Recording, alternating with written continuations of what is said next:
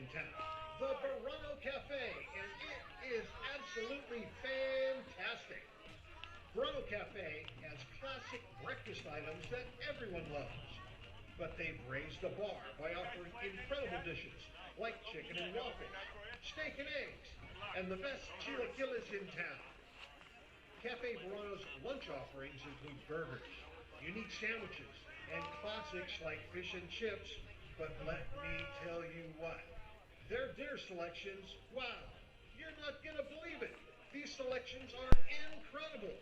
Classic French, Italian, the best seafood, it just doesn't get any better than this. Verano Cafe, located on the corner of Highway 12 and Verano Avenue. Wow, check it out.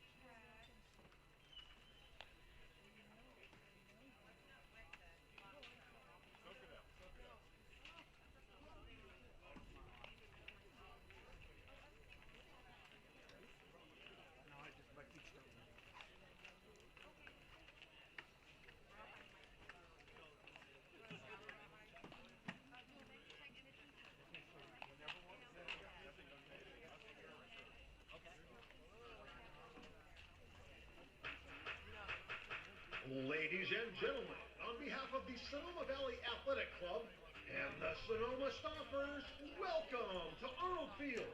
We appreciate your supporting the Sonoma Stompers. At this time, we invite you to have a cold drink and a bite to eat at any of our concession areas. For gourmet ballpark fare, head on over to Jacob's Restaurant, located down the third base line. Wood-fired pizza, Chicago-style hot dogs, their world-famous chicken pesto sandwich, fish and chips, and more. Jacob's Restaurant, setting the standard for gourmet ballpark fare. You can also find cold beer at Jacob's Restaurant. Ice cold drafts are on tap and waiting just for you. Guess what, baseball fans? It's Margaritaville in Sonoma. That's right. Flybird Margarita is now sponsoring our premium seating area, the Flybird Margarita Lounge. Flybird margaritas are crafted in Mexico with 100% Blue Weber agave wine. This new age cocktail offers an authentic margarita experience right here at the ballpark. Flybird margaritas are also the perfect travel companion. Whether you're headed to the beach, kicking it at home, or enjoying friends and neighbors at a backyard barbecue wherever you go, Flybird margaritas are the perfect complement. The Sonoma Stompers and now that's a double play we can all get used to. Hey, Stomper fans, you want to sit in the front row? Well, guess what? All Friedman's home improvement seats are in the front row. Friedman's home improvement. If they don't have it, you don't need it. Hey, bud, let's party. That's right. You can book your next party or group event right here at a Stompers game. Birthdays, company get-togethers, bachelor or bachelorette parties, pre- or post-wedding parties, you name it. For reservations and information on how you can book a group event in the beer garden, our new group area, the Champagne Club, or even the left field oasis, call our fan shop at 707-938-7277 or email info@stompersbaseball.com. To see all of our fine wine selections, head on over to the Wine and Snack Shack located next to the Stompers dugout. You'll find the best wine Sonoma has to offer, as well as soft drinks, snacks, and candy. The Wine and Snack Shack also has Stompers t-shirts, hats, and souvenirs.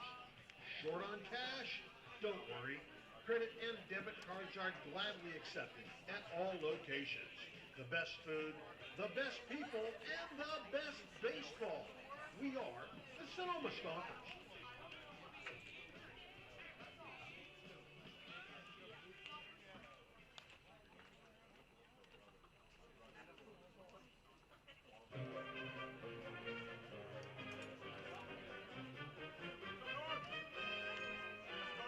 Local expertise worldwide. Sotheby's International Realty is well known for their exceptional real estate agents that distinguish themselves in communities all over the world. To learn more about real estate in Napa, Sonoma, San Francisco, and the rest of the Bay Area, or around the globe, contact Sotheby's International Realty Wine Country Brokerage at 707-935-2288. That's 707-935-2288. Sotheby's International Realty. The Sonoma Stompers are excited to have Jacob's Restaurant providing all of our concessions this season. Welcome into the Sonoma Index Tribune Press Box. I'm Kieran Costa, joined alongside Roman Raffellia Saturday evening here in Sonoma County at Arnold Field. The Stompers back in action, opening up a two-game weekend series against the Alameda Anchors. Not the dream start to the season for Sonoma. Back-to-back losses to start the campaign, but yesterday Zach Pace and company found the win column for the first time, a 12-6 victory to split the series with the Petaluma Express. Stompers bullpen good again. They've been good all season. And Roman, let's talk about last night. It was a little bit closer than the scorecard said. The Express led the ball game early. They scored in the first. They led 2-0 after 1.5. They led 4-2 after 2.5. The Stompers rally. They take the lead, and then a 7-6 game becomes a 12-6 game with a 5-run 8th inning by the Stompers. I mean, it wasn't always pretty, but 12 runs is 12 runs. What did you see from the Stompers offensively yesterday? Yeah, up and down the lineup, everyone contributed really well. We saw a lot of, late game good ABs, just looking for balls in the dirt, being patient at the dish. They weren't forcing things, something we kind of saw the first couple of games, just trying to force something, trying to go for the long ball, when in reality, you need to live gap to gap. You got to make ground balls work and have productive outs. We saw a lot of those from Adam Al-Harvey, put down a sac bunt in the sixth that ended up producing a run or two, and just up and down, everyone was doing their thing, and they were really locked in up and down the lineup. Yeah, we talked about that situational hitting as an issue coming into yesterday's game. I mean, a bases-loaded walk, all right, that's a good at-bat, I can tell you that. And then another thing we talked about that Zach Pace has been preaching, now working into year 7, his same issue, is that quality at-bats. He wants quality at-bats from his team, and he talked about that 8th inning, 7 quality at-bats in that inning. I mean, it was a lot of walks, but quality of the Stompers at-bats has definitely been getting better as the season moves through. Yeah, when you're working pitchers, especially into the bullpen, they got 3 or 4 down. You just want to get the guy's pitch count up. We saw, Chris Raudell go 5 innings out of the pen, and then they were able to work Lars Christensen because it didn't look like Petaluma was really ready to go to that arm, so they kind of forced it there and then had to run Christensen a little bit longer than they would have liked. He only got 2 outs and still walked 5. Yeah, and if we're talking about bullpens, we're going to talk about the Stompers bullpen in a moment. Let's talk about, you said it, as we get deeper into these bullpens, there's really not a lot, especially these out-of-league games. I mean, Petaluma Express, they are a team, they're technically right now an independent team. So are these Anchors. The Anchors were in the Bay Area Collegiate League the past 2 seasons. This year, they're an independent ball club, BACL champions the past 2 years. They're starting a high school kid. Maybe you don't want to get into the bullpen, but not a lot of veteran arms you're going to be facing. Yeah, and that's the key thing here, especially in the early run. They're not league games, so they don't mean quite as much, but both coaching staffs also trying to figure out their team, figure out who they've got, who can get them strikes, or who can also have a shutdown inning, try to flip the momentum, and it's going to be big for both teams tonight. Yeah, that's big stuff. Let's talk about the Stompers bullpen now, something a little bit better. They were very good, in Game 1 against Petaluma, 5 shutout. You get 3 from Leone. He gives up 4 of the 6 runs. And Harun Pelja out of Youngstown State was very good out of the bullpen. Stompers bullpen good all year. Yeah, they were great last night. Had 12 strikeouts in just 5 innings of work. They did a really great job there. And, well, they need to continue that. We saw a rough bullpen outing in night 1, but since then they've been pretty good, whether it's Pelja, Polis had some good innings, Roland had a good innings, and then we even saw Hideon Hahn 2 nights ago have a really solid. Zach Pace, the guys he says can go get him strikes, because that's ultimately what you need. You don't need flashy, though the flashy is fun to watch and always entertaining and a big momentum booster. You need guys to go get you ground balls, throw you strikes, and ultimately get your guys the win late in games.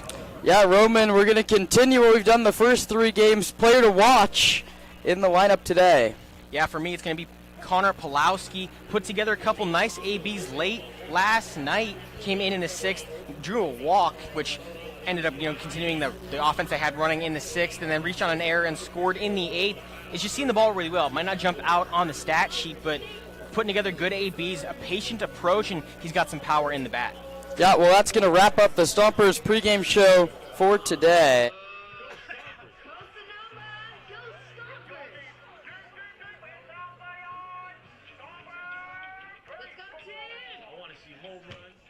Home run after home run. I want to be a winner. Sonoma, baseball, family, friends, that's what brings it all together. Stompers, I'm telling you, I'm a Stompers faithful. This is how baseball should be done. Sonoma, baseball, family, friends, that's what brings it all together. Good evening, baseball fans. On behalf of the entire Stomper staff, welcome to Arnold Field in historic Sonoma, California, for tonight's California Collegiate League contest featuring our guests, the Alameda Anchors, and your Sonoma Stompers. My name is Katie Sanders, and tonight I will be your stadium voice of the Sonoma Stompers. Hey fans, if you want to take part in any of our Stomper interactive games happening in between innings of today's contest, just join Hey Tonight. You might start the game.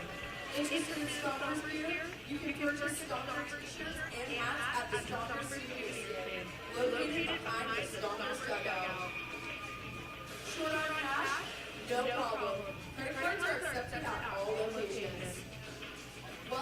Stompers and the Anchors coming up at 6 o'clock as we get you ready for first pitch here at Arnold Field. And as we have been nearly every day, we're a little bit late.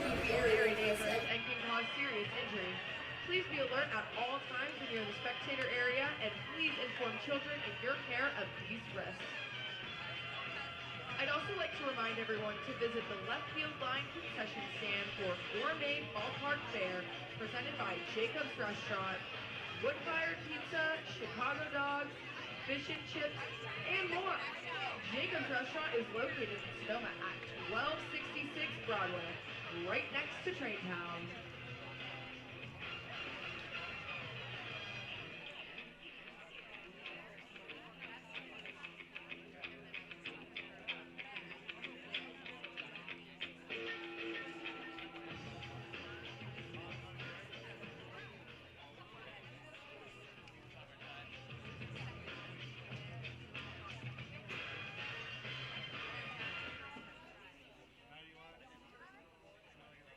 Now it's time to meet today's home run hero, brought to you by Bashan's Japanese Barbecue Sauce. Be the hero at your next barbecue. Use Bashan's original Japanese barbecue sauce. And he lifts one high and deep to left, and this one is way off the vineyard. Thanks to Bashan's Japanese barbecue sauce, if any Stomper hits a home run, one lucky fan will win 2 tickets to a Stompers game and a bottle of Bashan's Japanese barbecue sauce. Tonight's home run hero contestants is Naomi and Noah. I like drinking beer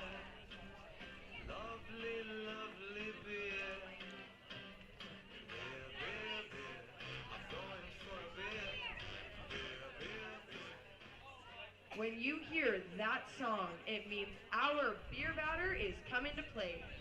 Our beer batter today is number 8, EJ Cord. If EJ strikes out, all beers are half off for the remainder of the inning.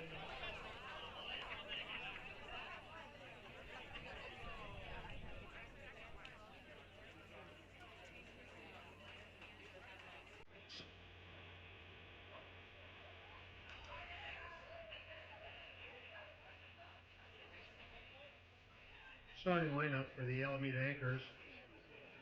Leading off in left field, number 19, Logan Kim. Batting second at first base, number 22, Titus Wheelock.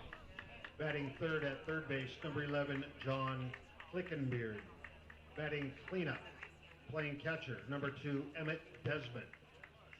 Batting fifth in right field, number 0, Jafari Williams. Batting sixth in right field, number 3, Kelvin Jones. Batting seventh, number 8, EJ Cord. Batting eighth, shortstop, number 12, Paul Wagner. And batting ninth, pitching, Tyler Kennedy.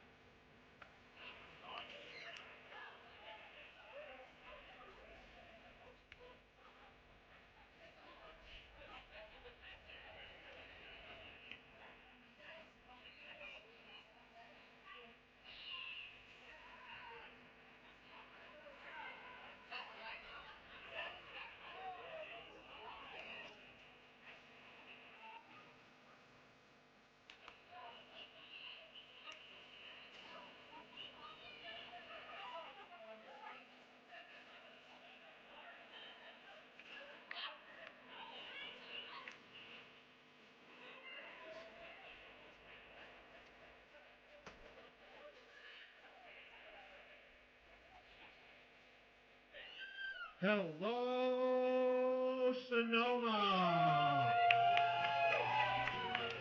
How's everybody doing today?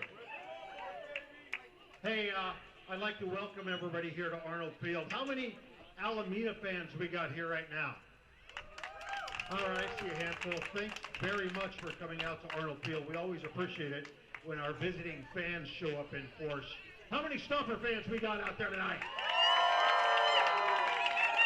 Fantastic. We love it.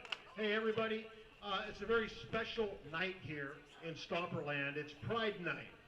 And for Sonoma Stomper fans that have been here for a while, like me, like a lot of our season ticket holders, they remember a certain night in 2015. It was June 25th.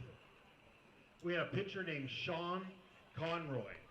And the day before, he came out openly gay and became the first professional ball player to become openly gay while he was playing baseball, not after he retired, during the season.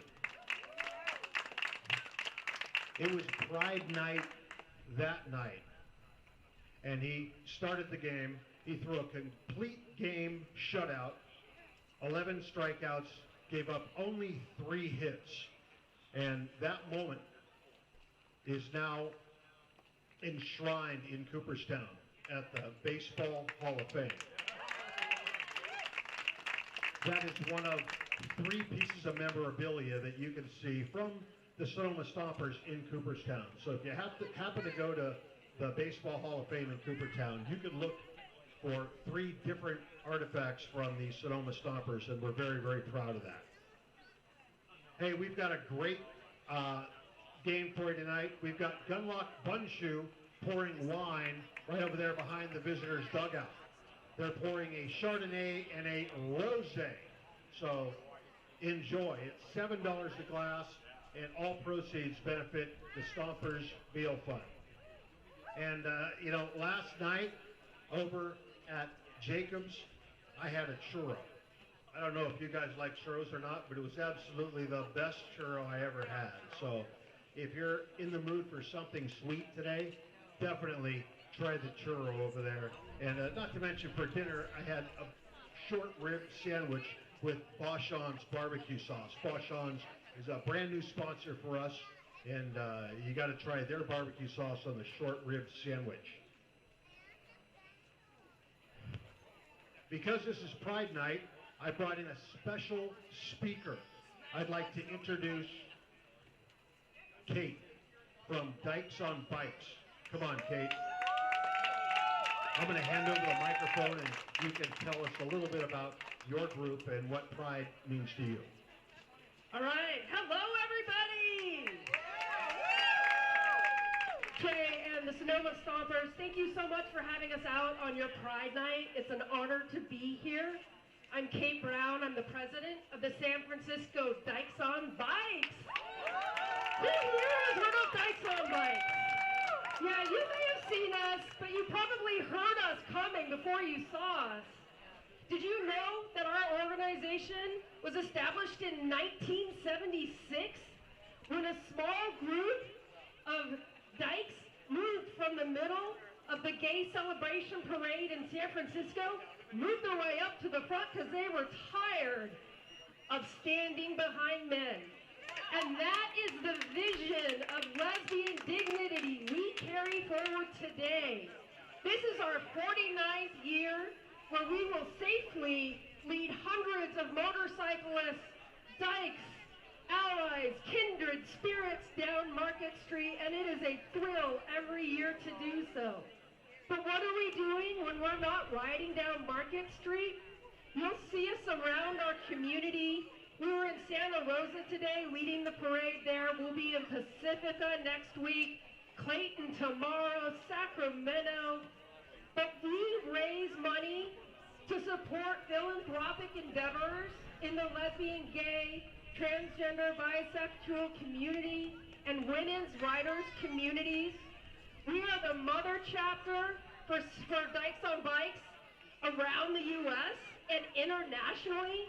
You're going to find Dykes on Bikes chapters in Canada, in the United Kingdom, in Germany, in Australia, in New Zealand. All of us united by the same mission and the same vision of supporting the LGBTQ community and women's riding community. So thank you for having us out here tonight to help you celebrate Pride. It is an honor and a privilege. Let's go, Sonoma Stompers! Woo!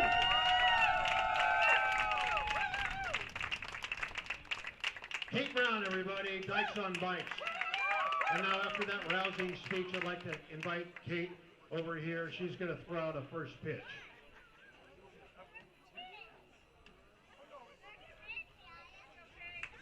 All right, Kate, let's see it. Yeah, right there.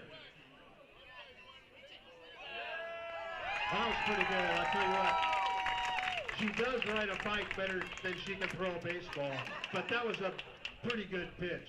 Kate, thank you very much. Next on our program today, we've got from Sonoma Little League, the AAA twins of the Sonoma Little League AAA champions. How are you guys doing today? All right, when I say your name, raise your hand and let everybody give them a big round of applause, all right? Hunter Ham. Maverick Marino. Eli Peterson. Rory Reinbold. Hudson Hazier. Ann Hazier. Ain. And Jack Stanley. Did I get everybody? No?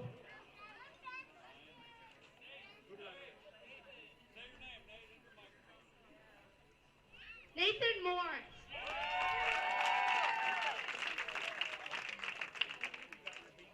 Walker. All right, that's right. Wyatt Madden. All right, that's right.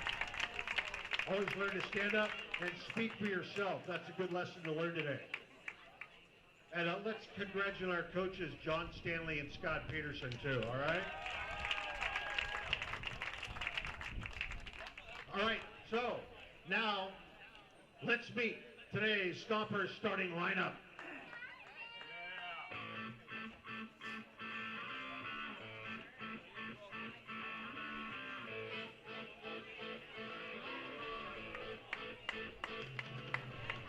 Leading off from Bellarmine University, center fielder, number 33, Landon Akers. From CSU Northridge, batting second, shortstop number 3, Colton Boardman. Batting third from Santa Rosa Junior College, left fielder number 6, Nick Sebastiani. Batting cleanup for the Stompers from Louisiana Tech, designated hitter number 49, McCann Libby.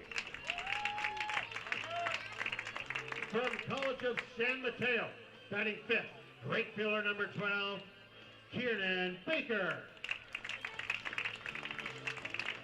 From Ohio State University, batting in the sixth spot, third baseman number 6, Anthony Scheffler. Batting seventh, from CSU Monterey Bay, first baseman Paul Lazul. From Bellarmine University, batting eighth, he's catching today, number 9, Connor Pawlowski. And batting ninth from Modesto Junior College, second baseman number 1, Herion Kahn. Starting at pitcher for the Stompers from Sonoma State University, give it up for number 30, David Howard.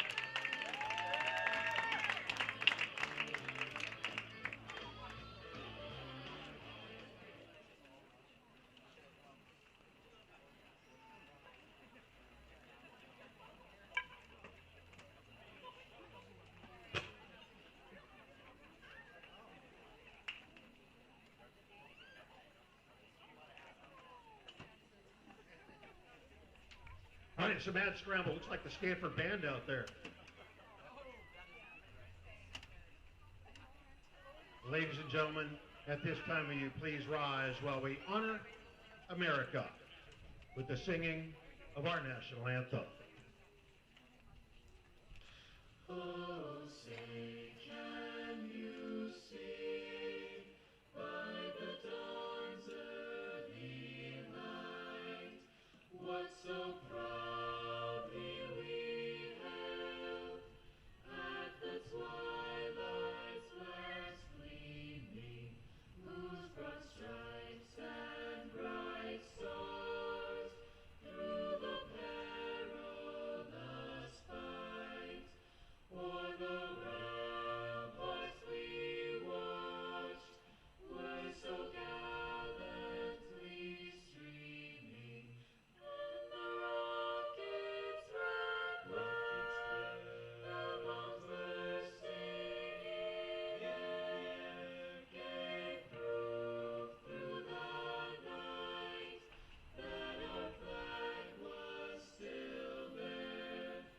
Oh, say does that star-spangled banner yet wave o'er the land of the free and the home of the brave.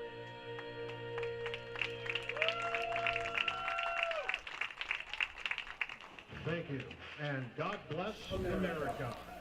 Welcome back to the Sonoma Stompers Broadcast Network. I'm Kieran Costa, joined alongside Roman Raffelian. We're just about set for baseball on a Saturday night in Sonoma. The Stomps looking to get back to 500. Zach Pace said sometimes at the start of the season, you got to get the boulder rolling and pick up some momentum, and they'll try to do that against the Alameda Anchors. And here's the lineup that they'll face, as announced by their manager, Jerry Gibbs. The center fielder, Zach Ragland, leads off, followed by the left fielder, Logan Kim. The first baseman, Titus Wheelock, hits in the third position, and John Klinkenbeard cleans up. He's the third baseman. The catcher, Emmett Desmond, hits behind him. In the sixth hole is the right fielder, Jafari Williams, and the designated hitter, Kelvin Jones, hits 7. The shortstop, E.J. Cord, hits 8. And Paul Wagner, the second baseman, rounds out the 9 for Jerry Gibbs, who will be coaching third base for the Anchors in their road dark navy uniforms. Little Anchor script A in a small circle on the front of the jersey. Gold numbers on the back. The Anchors, an affiliate squad this year. They're part of the Alameda organization, who has 2 teams. The Merchants, a CCL club we'll see coming up next week. Tony Sikachi, the general manager over there, managing both of those ball clubs. And they'll go up against David Howard, the left-hander, 6'4", 240 pounds from Newark, California, and 2025 at Sonoma State, right up the road. 11 appearances, 3 of them starts. He pitched to a 7.53 earned run average in 34.2 innings. 3 starts and 1 save. That's a pretty fun number. You don't see that all the time. He can do it at the back end of a bullpen. He can also start, and let's set the defense behind him. Nick Sebastiani in left field again, Landon Akers in center, and Kieran Baker in right. The same outfield we've seen from yesterday from Zach Pace. Anthony Shepler plays third, and Colton Boardman joins him on the left side of the infield. Gideon Hahn gets his first start of the year at second base, and Paul Lazul's at first. The right-handed hitter, Zach Ragland, out of Diablo Valley College, digs in from the right side. David Howard, the lefty, delivers. And the first pitch misses low and inside for ball 1. First pitch at 6:17. It's 89 degrees here in Sonoma. Howard pitches. That's a high chop toward shortstop. Boardman fields an in-between hop and throws him out at first. That put out goes 6-3. An excellent, silky, smooth play there. A bit of a high chopper. You got to get the timing right there. Boardman did a good job making a great initial read. Caught it just below the waist, right on the grass, and they made an effortless transfer, get the first out. Brings up Logan Kim, yet another righty against Howard. He pitches. That one's grounded to third. Shepler. Throw across the diamond is in time. Nice stretch by Paul Lazul. And 2 ground balls to the left side of the infield, and there's 2 away in just 3 pitches. And this brings up Titus Wheelock, and good thing they're facing him with nobody on base. 6 home runs, and he slugs over 400 last year at Modesto Junior College. That was good enough to get him a transfer to Fresno Pacific, where he'll play in the fall. He takes upstairs from Howard 83 miles an hour. And in the week leading up to April 4th, he hit 444 and slugged over 1. Pitch.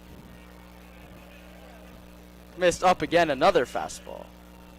In that week prior, had 2 home runs, 3 RBIs, 11 total bases. The 2-0 goes to the breaking ball, and it finds the outside corner at 66 miles an hour. Took about 17 miles per hour off that one. He shakes off the first 2 from Pulowski and finds the one he likes. The pitch is low for a ball that counts 3-1. John Klinkenbeard, the cleanup man, waits on deck. He had 350 at Hartnell College last year. 4 consecutive righties to start it off against the lefty Howard, who pitches and misses up and inside for ball 4. Wheelock's aboard, the first base runner of the contest. Comes with 2 outs in the visitors' half of the first. And the impressive thing with Wheelock is you expect the power guys to strike out a lot. Only had 26 strikeouts, but he had 25 walks. Really disciplined while still being able to tap into that power when he needs it. Wheelock now leads away from first, being coached by Kylan Williams. He's over at first, and Jerry Gibbs at third. A swing and a miss. He went first pitch breaking ball. We've seen that quite a lot, actually, the first 3 games. Klingenbeard comes up empty, 0-1. Gibbs coaching third. Willman coaching first. And Gabriel Rojas is the pitching coach. That one's inside. I think it hit the knob of his bat. The count should be 0-2. We'll see what the call is here. It is, and Howard now well out ahead of the third baseman. 7 home runs and 38 RBIs during his college season. He grounds this one to first. Paul Lazul fields, waves off his pitcher, and takes himself. 3 ground balls with a walk in between. Nothing across for the Anchors in the visitors' half of the first, with the Stompers coming up in the bottom half. Birthdays, company get-togethers, bachelor parties, bachelorette parties, pre- or post-wedding parties, you name it. For reservations and information on how you can book a group event in the beer garden, in the left field oasis, or our new group area, the Champagne Club, call our fan shop at 707-938-7277 or email info@stompersbaseball.com.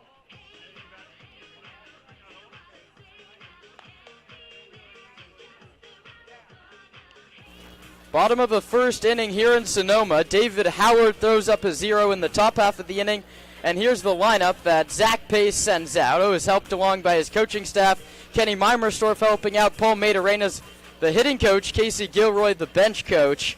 The center fielder, Landon Akers, leads off for the 4th game in a row, followed by Colton Boardman, the shortstop, and the left fielder, Nick Sebastiani. The same 1, 2, 3, as we've seen all week this season. The DH, McCann Libby, is the cleanup hitter at 3 hits yesterday, followed by the right fielder, Kieran Baker. In the 6 hole is the third baseman, Anthony Shepler.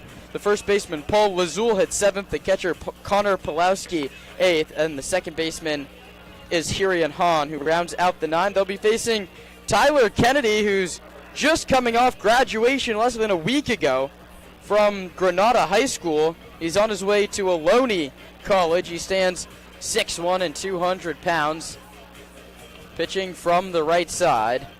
Akers, Boardman, Sebastiani, that's been the 1, 2, 3. That's who he'll face in the first with this defense behind them. Kim's in left, Ragland's in center, and Huxon's in right. Klinkenbeard's at third, Cord's at shortstop, Wagner's at second base, Wheelock's at first base, and Desmond is the battery mate for Kennedy.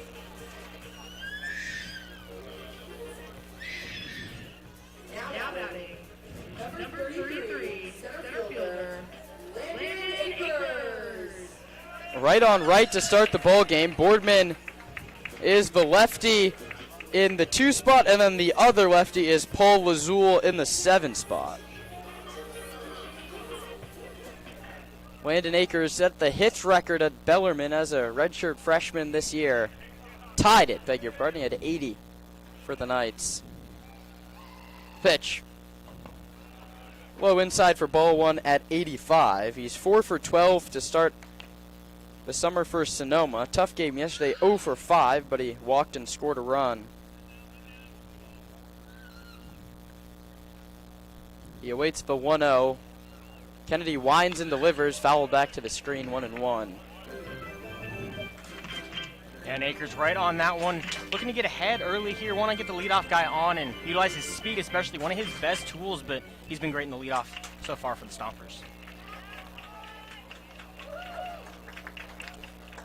Yeah, Akers, Boardman, and Sebastiani have all been on base all 3 games. No need to play with the top 3 of your lineup if you're Zach Pace. The 1-1 is grounded back up the middle. Wagner's going to range over and throw in time to get Landon Akers. A nice play. That ball looked heralded for center field, but Paul Wagner had other ideas. A nice play on the backhand side. The putout goes 4-3, and there's one away. And also a nice play for Wheelock. Had to come up a little bit, a high throw, but was able to keep the foot on the bag. A nice stretch. A nice stretch.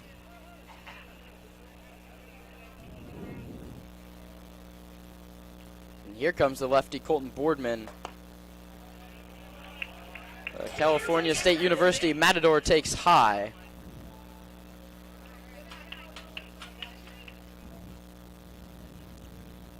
Now he's out ahead of Kennedy. The pitch misses again outside, this time at 78, 2-0. Stompers didn't score in the first inning the last 2 nights. They got a lone run back on opening day. That one is outside again, 3-0, and Boardman's not a guy you want on the bases. He swiped 3 bags in yesterday's 12-6 victory over Petaluma. On base 3 times yesterday, 2 runs scored. He awaits the 3-0. Green light isn't given, and he takes what's called a strike. That's maybe a 3-0 strike. You're definitely not unleashing on a 3-0 pitch that far off the corner. Now the 3-1. That one finds a lot of the zone, and it's all of a sudden filled up at 3-2. Boardman yesterday walked, singled, reached on an error. He got on base just about any way you can. 3-2. That one's outside, ball 4. And a very patient approach from Boardman there. Kennedy, this last season, only walked 5 batters in 49 and a third innings of work, but struck out 65. This is a lineup that's got to be patient with him. Know that he's not going to walk a lot, but you got to find your pitch. Yeah, and to Kennedy's credit, I'm in no way saying he was playing bad players as a senior at Granada High School, but you're facing Colton Boardman, who was an everyday guy in the C-Sun second baseman, a couple D1 guys to open it up, and that brings up Nick Sebastiani. He's not D1, but it doesn't get any easier. He was all CCL North for Sonoma last year. Takes a called strike 1. Boardman being held on at first, hasn't stopped him in the past. He is not running as the pitch misses low, 1-1. Stompers and the Anchors just getting started. Last of inning number 1.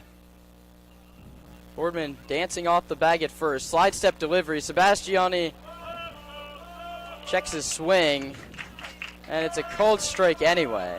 That's a nice pitch. Bore in on his hands. He sort of, maybe he even swung. That's a weird one where the hands didn't really break, but he went all the way around. And Kennedy showing early he's not afraid to throw the fastball inside. Lots of hitting room on the right side of the infield. Wagner shaded double play depth. The pitch struck him out swinging on a hook. Boardman runs, and the throw, he's safe. Sebastiani, though, I think is out, because technically Boardman's still on first base, so drop third strike's not in effect, but hopefully the umpire didn't hear that, as there's 2 on, and there it is. There's the call, and that's the right one. So it's a stolen base for Boardman. It's a swinging strikeout for Sebastiani. That's a heads-up play to run down to first base, but the drop third strike rule is only in effect when first base is empty. And when that pitch was delivered, Boardman still technically was on first base. So it's a strikeout, the first for Kennedy. To second base on the swipe bag goes Boardman. That's 4 in 10 innings for Colton. And Boardman took off late there, was maybe trying to sneak a base there for his teammate, and Sebastiani saw the drop third strike and went, nearly got thrown out at second. A really solid throw from Desmond, but they can't get the free base at first. Nice hook from Kennedy, fooled Sebastiani, just died. First one is off the glove of the catcher Desmond, and to third base goes Boardman. He might have been running on the pitch. We'll see if that goes as a pass ball or a steal. It's a stolen base. He did this yesterday where he got on first and he stole second and third. The pitch was called the ball inside. It almost hit McCann Libby. All he did was go 3 for 4 with a double and a walk, an RBI, a run scored, a stolen base. He did just about everything he could yesterday. That one's a called strike, in and out of the glove of the catcher Desmond. And the count's 1-1. Just getting started, bottom of the first, no score. The Stompers threatening. Boardman at third with 2 outs. Libby waits and grounds this one to second. Wagner gets in front of it, knocks it down. There's going to be a close play at first, and he's safe. The Stompers lead it 1-0 on an error, and that seems just about the only way they can score runs this week. Yeah, and a great productive out, or what looked like a productive out there. A ground ball up the middle scores the guy from third every single time. But then you get a little bit of luck there, and Wagner picks his head up, drops it a sec, and you got a runner on first.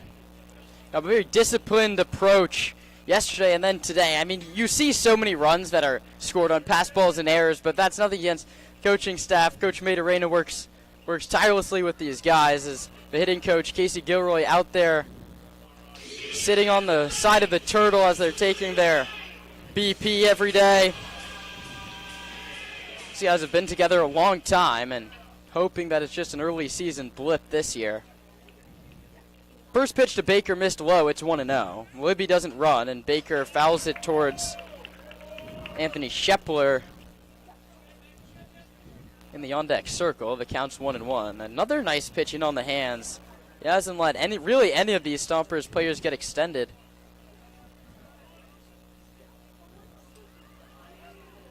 A walk, 2 stolen bases, and an error have given the Stompers a 1-0 lead in the first. The pitch. Baker fouls it off. One's headed over the Stompers' first base dugout. Baker, 2 singles and 2 walks. He was aboard 4 times yesterday. He's having a very good start to the campaign for Sonoma. Coming off his season where he played almost every day for the College of San Mateo. 1-2. Called strike 3 at the knees. Good pitch. 2 strikeouts in the inning. For Sonoma, it's 1 run on no hits and 1 left. We head to the second with the Stompers leading the Anchors 1-0. Pizza and salads, but in their restaurant you'll find an outstanding menu featuring the best Mediterranean-style offerings in town. Seafood linguine, chicken piccata, ravioli, risotto, pizza, and so much more. Don't forget to try their desserts. Jacob's Restaurant is located on 1266 Broadway, right next to Traintown. Jacob's Restaurant and the Sonoma Stompers, proud partners. Second stanza.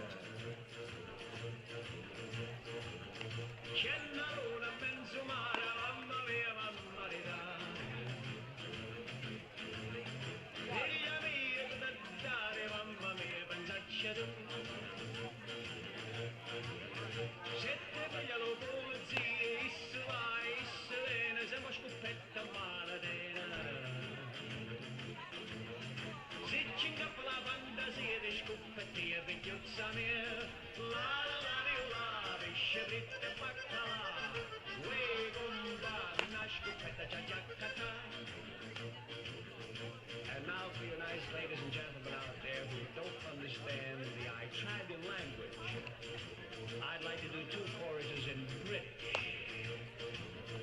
Hey kids, if you want to race rawhide, meet me over at the Stompers dugout right now. We beat the sheets for the table.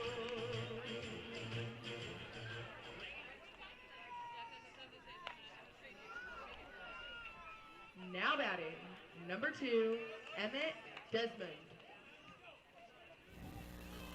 We move to inning number 2. The Stompers have a 1-0 cushion over the Anchors, the first of 2, a weekend series. First pitch is a hook that's outside, 1-0, 68 miles an hour. He really slows it down when he goes to the curveball. Howard pitches. That's a cue shot towards second, ranging over his Hahn. He's going to have to play it on a hop and make a backhand flip to first. Very nice play from the second baseman, Gideon Hahn. He saw he didn't have time to really transfer and throw, especially from the angle. He did like a flip to second on a double play and lofted it over to Paul Lazul. Hahn, who pitched very well. He looked good in his 2 at-bats, flashing the leather at second base. I wouldn't be surprised if he becomes an everyday guy. And he has the numbers to back it up. He was all-conference Bay Valley playing at Los Medanos. As that one's in there for a called strike to Williams. That was Emmett Desmond who went down early against Howard. The pitch is popped towards left center, not deep. Sebastiani and Akers coming together, and it's going to be Landon Akers who makes the running catch, and it's taken just 14 pitches to get the first 5 outs. Landon Akers is not a center fielder. He was the everyday shortstop for Bellarmine this year, and Colton Boardman was the everyday second baseman. Colton Boardman played shortstop for Sonoma, and Landon Akers has played a very good center field.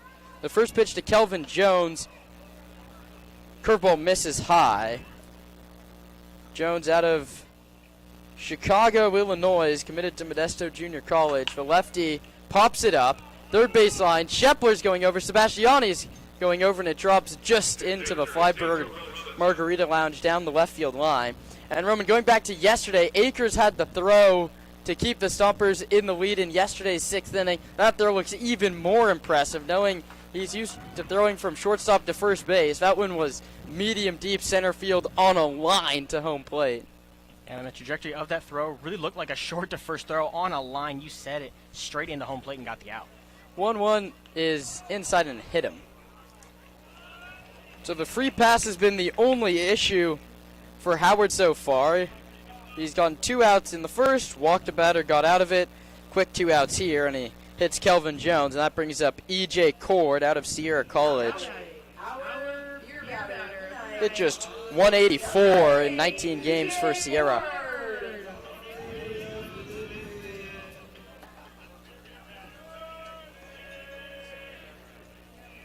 The pitch. Inside, 1-0, and Cord's the beer batter at Arnold Field tonight. We love to have you along at the cast, but you can always come out to Arnold. 1:05 tomorrow, Monday off, and the Stompers are home. 6:05 starts all of next week. Runner goes. The pitch is high. Pulowski's throw is in time to get him.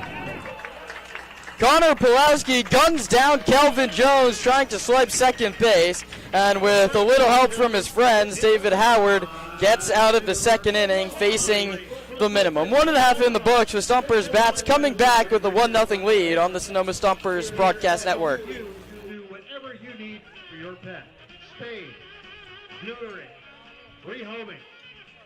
Pets Lifeline is here for you.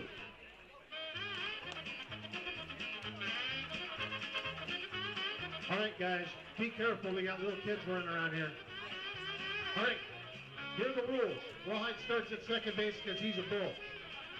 You guys are super quick. On your mark, Rawhide, you're going to go to third base first this time, okay?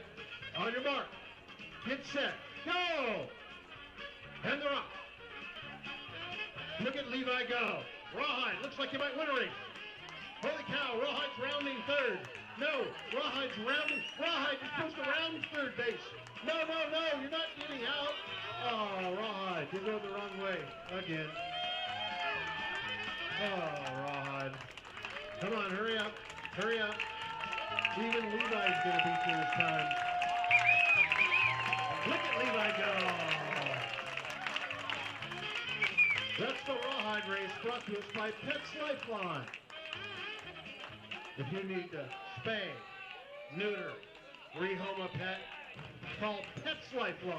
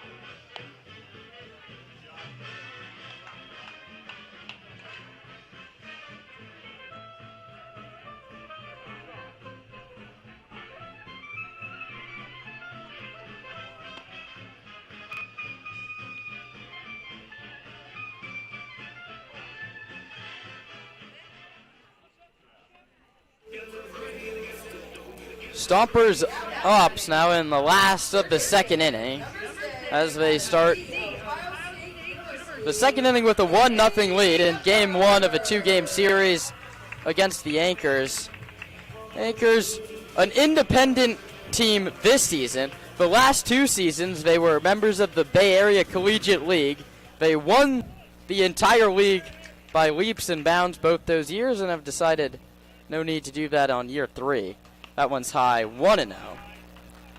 Jerry Gibbs taking over as the manager. He was part of the Head First baseball organization for a long time. High school coach of the year twice. And now managing at the collegiate league level. That one misses outside 2-0. His 2 assistants, Kylan Willman and Gabriel Rojas, come to him via Contra Costa. Kennedy, his pitcher, delivers a 2-0 to Shepler. That's high, 3-0. Stompers got a run without a hit in the first inning. Boardman walked, he stole second, he stole third, and then came around to score on an E4. Shepler waits at 3-0, outside ball 4. A 4-pitch walk to get things started for Sonoma. That brings up Paul Wazul, still in search of his first hit of the 2025 summer. He's 0 for 5 with 3 strikeouts.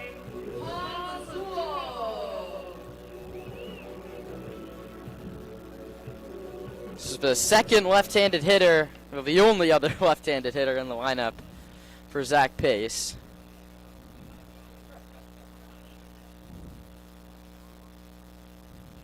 Shepler leads, doesn't run. Lazul takes a called strike.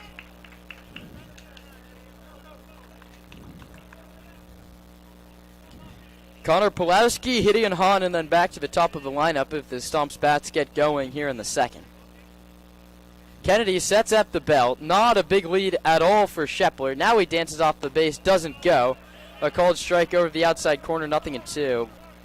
Home plate umpire has been giving it nearly a full ball off the corner away.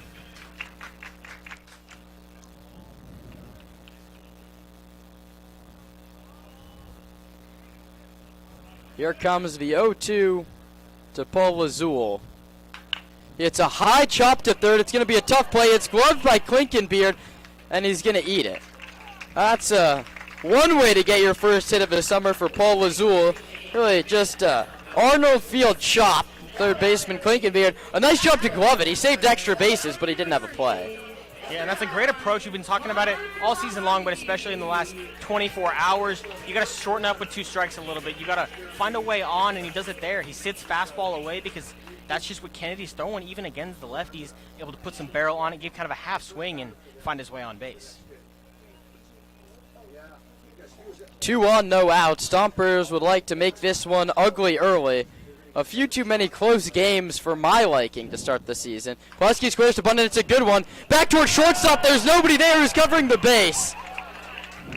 That's a beautiful bunt from Connor Pulowski for a base hit.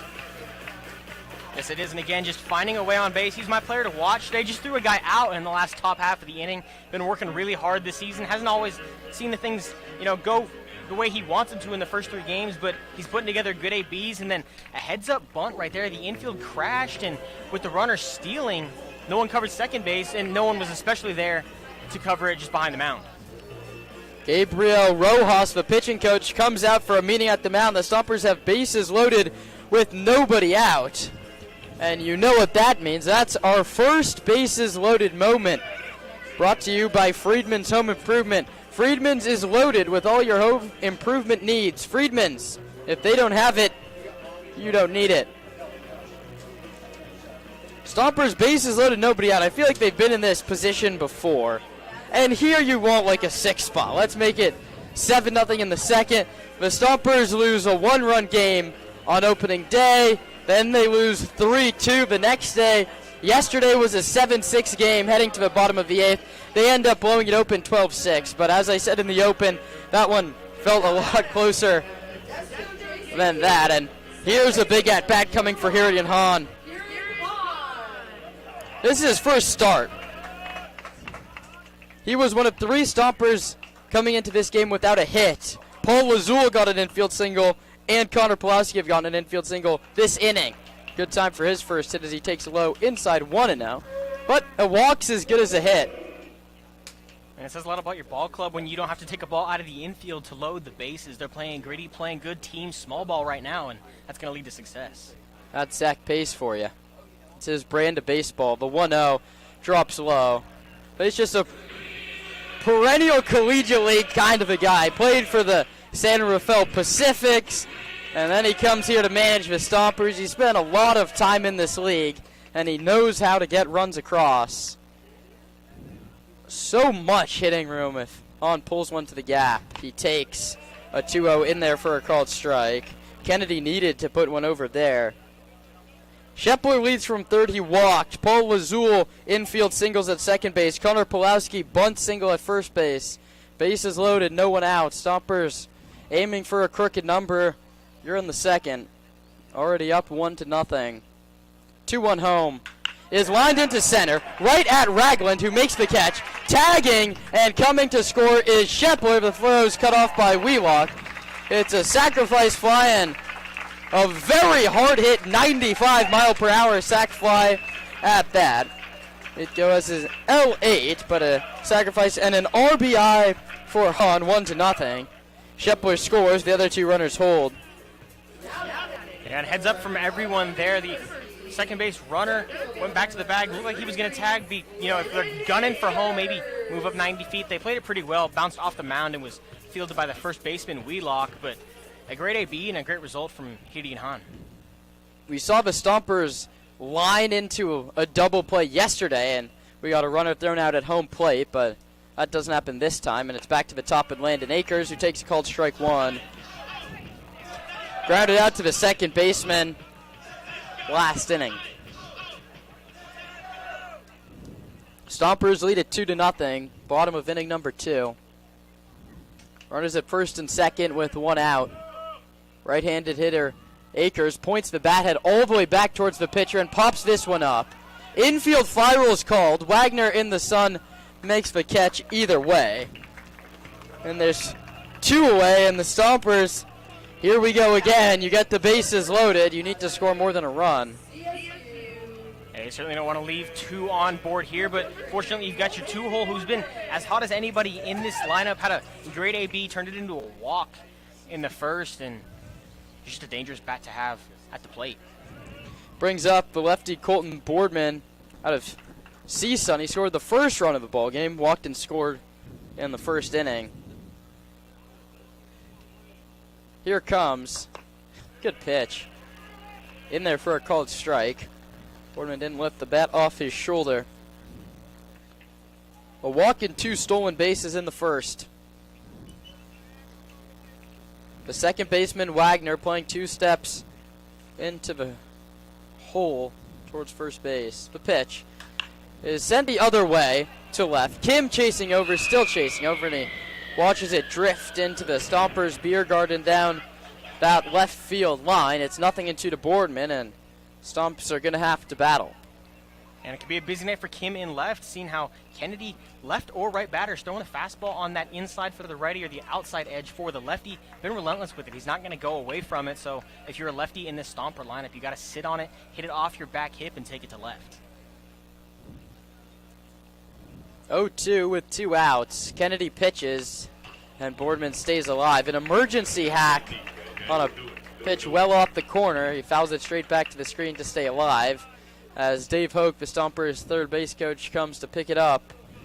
Jacoby Heyer coaching first base. Pulowski from first, Lazul from second. Stompers 2, Anchors 0. 2 outs in the second. The pitch upstairs, 1-2.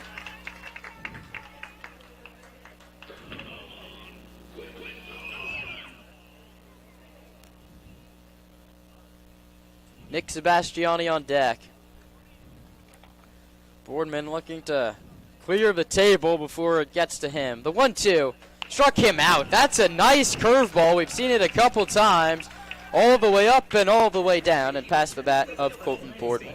For the Stompers, it's a run on 2 hits and 2 left. We head to inning number 3. Sonoma leads Alameda 2-0 on the Stompers Broadcast Network. Boutique offerings at RichieVineyards.com. The Stompers are proud to have Adams Chiropractic as our official chiropractor. Keeping our players healthy and in the lineup is our #1 priority. And Adams Chiropractic is right there every step of the way, thanks to Dr. Lawrence Adams.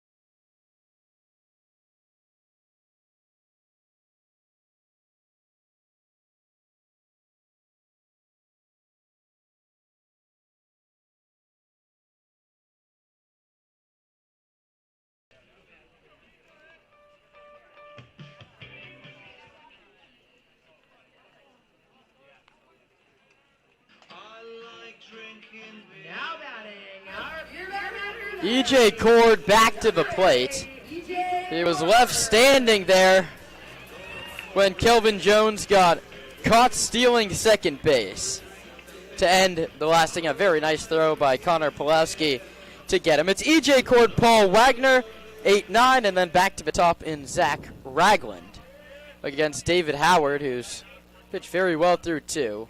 Starts him off with a fastball at 82, swing and a miss. And with the southpaw on the bump, that's just a tough pitch to hit. The fastball, it stays on the arm side. You never really get a glimpse at it coming towards you. It just stays out, but right on the edge. The 0-1, swing and a miss, went breaking ball. You went 82 and then 69 in the same spot.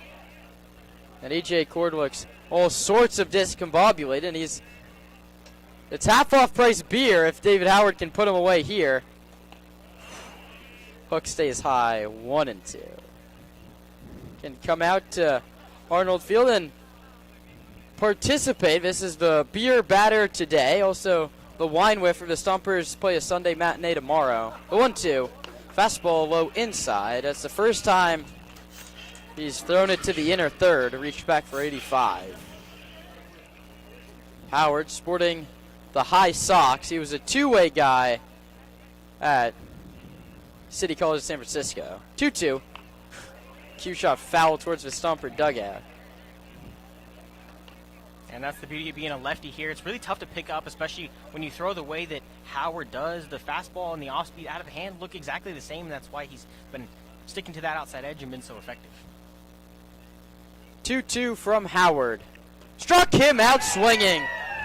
Breaking ball away gets him. And Beer's half off for the rest of the inning. That's a roar from the Stomper crowd.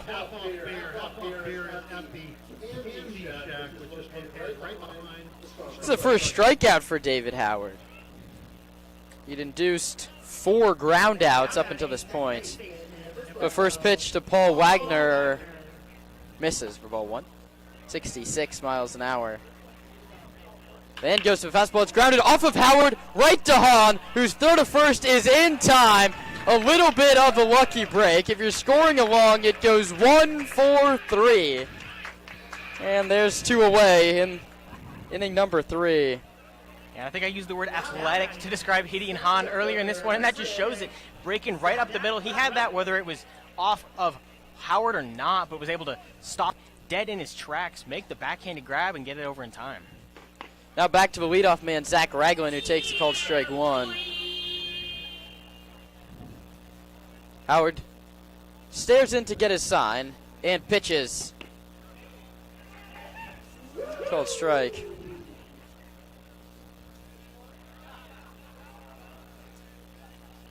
The pitch is high. Howard quickly ahead.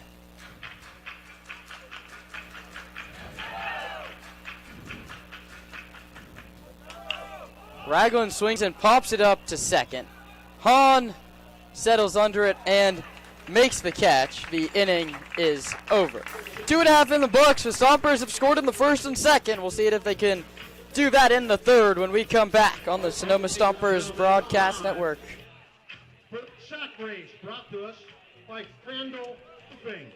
If you need roof repairs, you need a new roof, call Crandall Roofing. Looks like our kids are not ready to go. All right, we are going to do the sack race in a half an inning, okay? We're too far into it. We're going to do it. It's just going to be a little bit later, okay? Crandall Roofing is going to bring us the sack race in a little bit.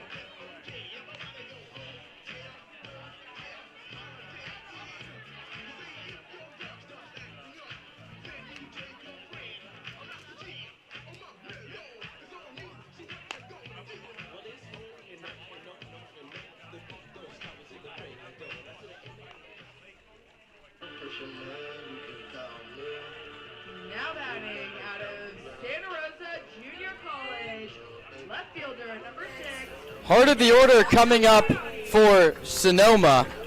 That's Nick Sebastiani, McCann Libby, and Kieran Baker, 3, 4, and 5. Stompers, a run in the first, a run in the second. Looking to do the same against Kennedy in the third. And he fouls that one at the plate. Some stretching going on down in the Alameda bullpen.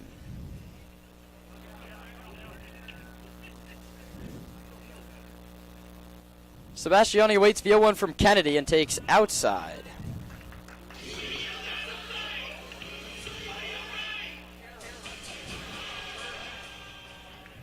One ball and one strike to Sebastiani. McCann Libby waits on deck. The pitch poured in. It's 1-2. Sebastiani 1 for 4, a walk and a run scored yesterday.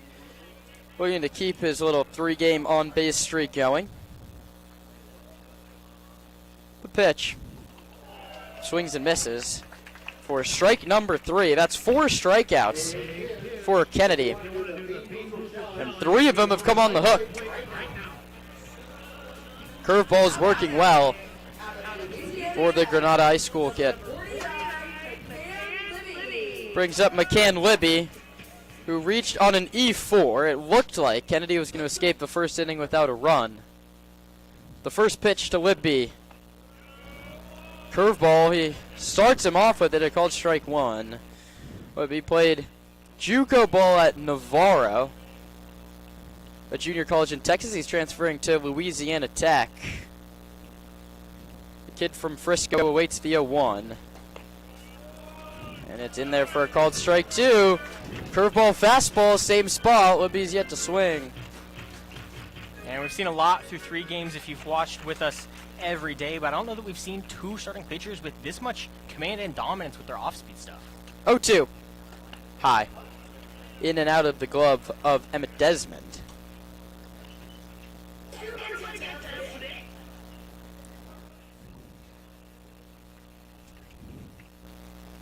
1-2 with 1 out. Stompers 2, Anchors nothing. Bottom half of inning number 3. The pitch. Called low and outside. Good call by the home plate umpire, and Libby's battled back from 0-2 to 2-2.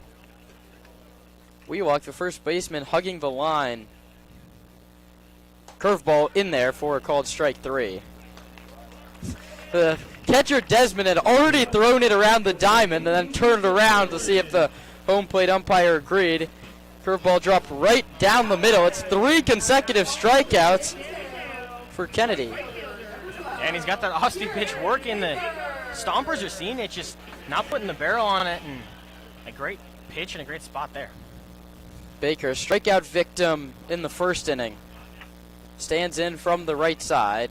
Kennedy pitches, and Baker takes one that just skips straight to the screen.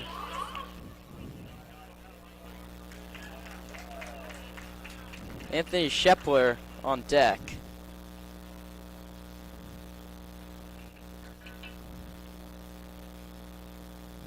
Patrick Richardson warming for Sonoma in the bullpen as Baker takes a fastball for a called strike at 84.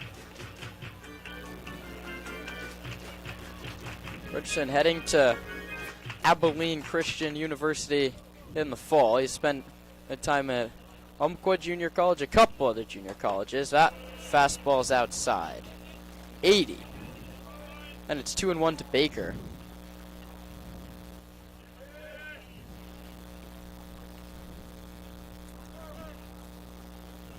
Two balls and 1 strike. Kennedy works off the middle of the rubber and delivers. Baker fouls it hard over the head of Shepler, his batter on deck. We haven't seen a base hit out of the infield so far. The Stompers have 2 hits. Neither of them were hit very hard as Baker grounds one foul to the third base dugout this time. And hitless are the Anchors through 3 innings from David Howard. Pulowski's single didn't even make it past the mound. 2 balls, 2 strikes, 2 outs. 2-0 Stompers, bottom of the third. The pitch. Baker strikes out, swinging on a high fastball, and Tyler Kennedy strikes out the side. How about that? We head to inning number 4. Roman Raffelli takes over on play-by-play when we come back, with the Stompers leading 2-0 on the Sonoma Stompers Broadcast Network. Your trees. The best way to take care of your trees is to call Arbor MD. Don't trust your trees to a discount tree service. Call Arbor MD. All right, so everybody here has got a jelly bean. Now it's either peach flavor. Peach flavor is good. I mean, I like peach, right? All right? Or it's barf flavor. So you got to eat it, and then you got to tell me what flavor you got. All right, go ahead. What'd you get? Peach. Peach. Barf. It shouldn't be that hard to decide. It's peach or it's barf. Barf. All right, we got 2 peach, 2 barf. What do you got? Barf. Another barf. What'd you get? I think peach. I cannot decide. I think it's peach. Yeah, okay. So if it tasted good, it was probably peach, because barf, at least in my experience, doesn't taste good. That's the Bean Boozle Challenge, brought to us by Arbor MD. Don't trust your tree care to a discount tree service. And don't knock over my chairs, little kid. Arbor MD, the place to go for tree care.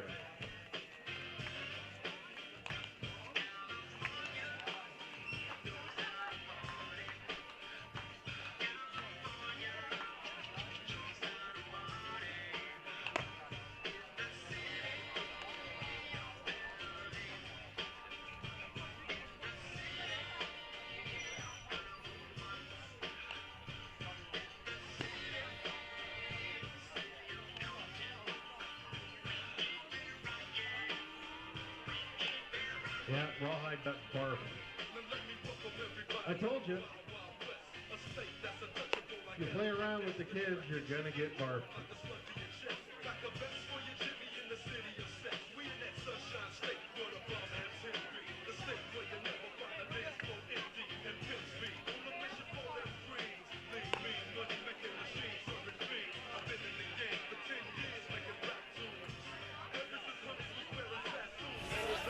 Back in Arnold Field, it's the top of the fourth, and it's Patrick Richardson on the bump for Zach Pace's squad.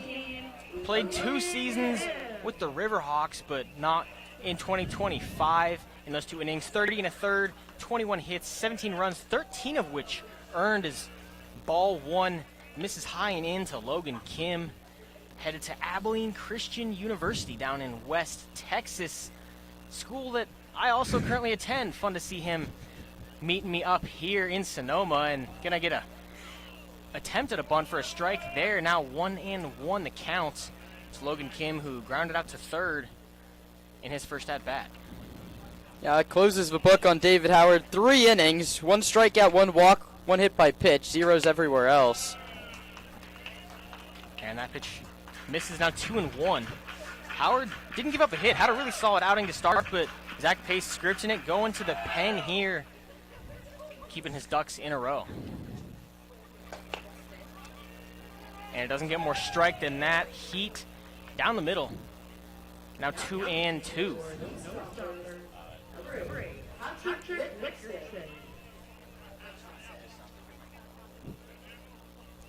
And the 2-2 chopped, just fouled on the third base line. Off-speed pitch low and away there. Bit of a loopy curve.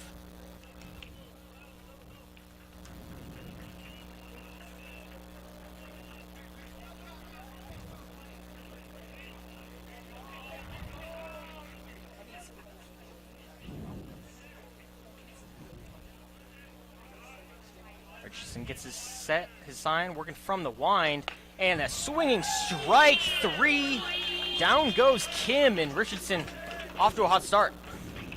Yeah, touched 87 with the fastball there. That's 3 or 4 ticks up from what we saw from Howard. And maybe here Zach Pace wants to just lengthen out 3 guys. Because, yeah, at this point in the year, right, he's still trying to figure out who he wants to start games come California Collegiate League play, which is coming up quicker than you think. Tuesday slow comes to town. And a high fastball swung on and missed. Strike 1 there. It's Titus Wheelock, one of only 2 anchors to reach base so far. Walked in the first, but was left on first base. Richardson winds and deals. This one hit into the right center field gap.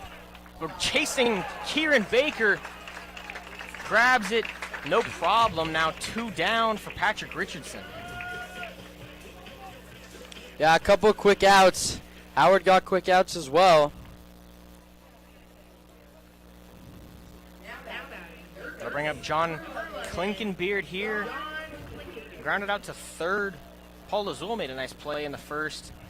Retired the side.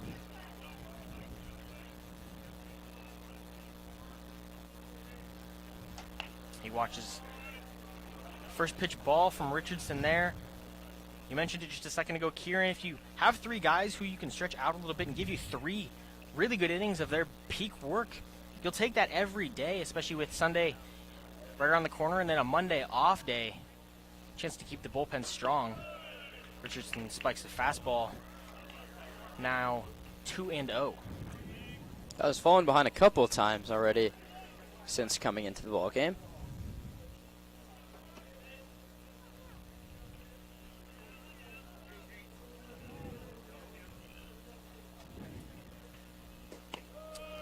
Misses low and in. 3-0. Went to a bit of a power curve there, but missed just low. Doesn't help that it wasn't squeezed by Pulowski behind the dish.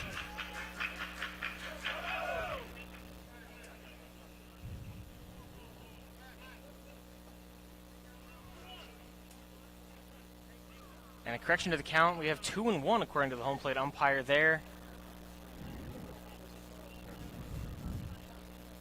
2-1, not 3-0. The 2-1 from Richardson. A fastball down the middle, grounded to short. The throw across in time. A stretch from Paul Azul and a nice throw from Boardman up the 6-4 hole. And it remains 2-0 in favor of the home team. They'll grab the lumber and head back out when we come back for the bottom of the 4th. If you need a margarita on the fly, Flybird Margarita is what you need. All you gotta do is crack open the bottle, pour it over ice, and you've got a margarita. No mess, no fuss, just ice cold margaritas with real blue agave wine. All right, keep going back.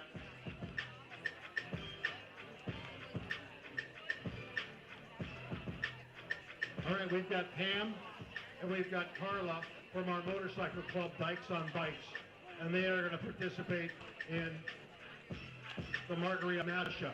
All right? You guys know the rules. On your mark, get set, go!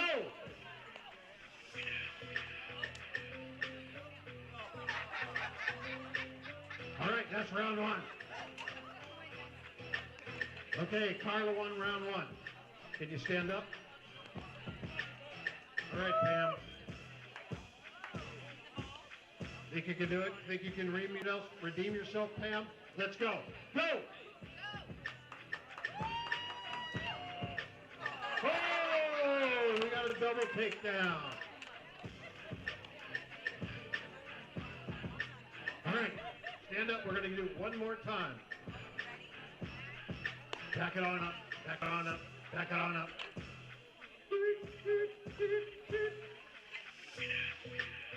All right, I think they're raring to go. Why don't you move a little bit closer to this side? Over.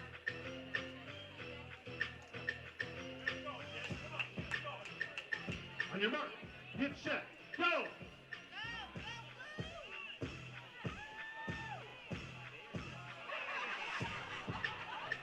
Look at that. That was an even tie.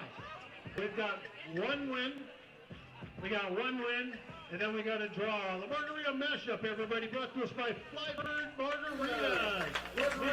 Back here at Arnold for the bottom of the 4th. It'll be Shepler, Lazul, and Pulowski due up for the hometown Stomps, who carry a solid 2-0 lead here into the bottom of the 4th. They got a good 3-inning start from David Howard, didn't give up a hit, and then a really solid Patrick Richardson inning, a strikeout, a flyout, and a 6-3 putout to end that one through the heart of the anchor order. 2-3-4 went down with ease. The Stomps going to get back out there, look to take advantage of some quick pitching.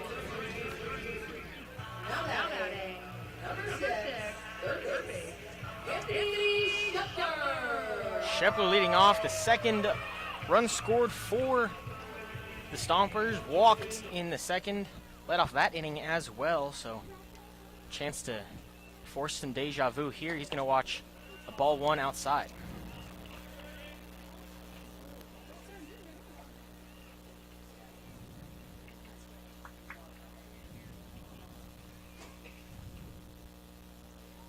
The 1-0 hit hard into right field, shallow right field, coming on to make the catch. A sliding snag. That's Williams there. And a great play. Yeah, I looked for a second like it skipped into his glove, but the first base umpire is right on top of it. Up ball, I thought it had a little more carry than it did off the bat.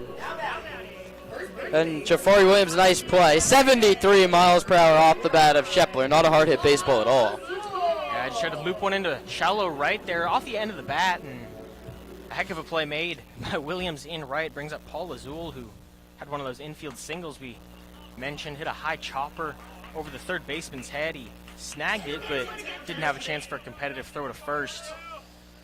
One down, and first pitch in for a ball. Azul stands in. And hits this one hard right at the slightly shifted shortstop up the middle, who makes a quick throw over to first, and 2 down quickly for the Anchors. Yeah, both these teams are getting very quick outs. Sort of how we saw Luke Dillon work so quickly 2 nights ago for Petaluma. I'll bring up the catcher tonight for the hometown Stomps, Connor Pulowski.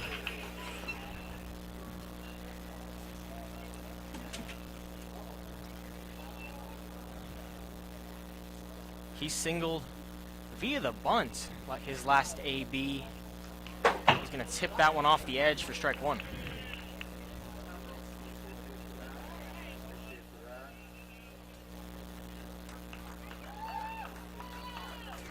Pulowski been all over, now at Bellarmine. Played a season at Chico State and 2 at Butte College. The San Jose native. Swings and misses. Quickly down 0-2.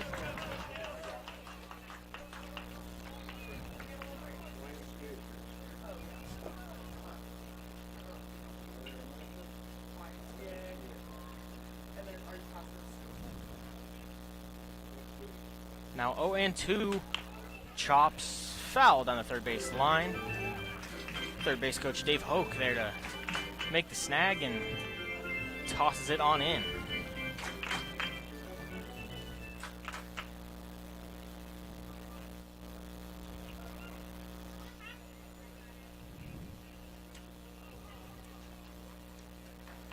The 0-2 from Kennedy. Low and outside, now 1-2.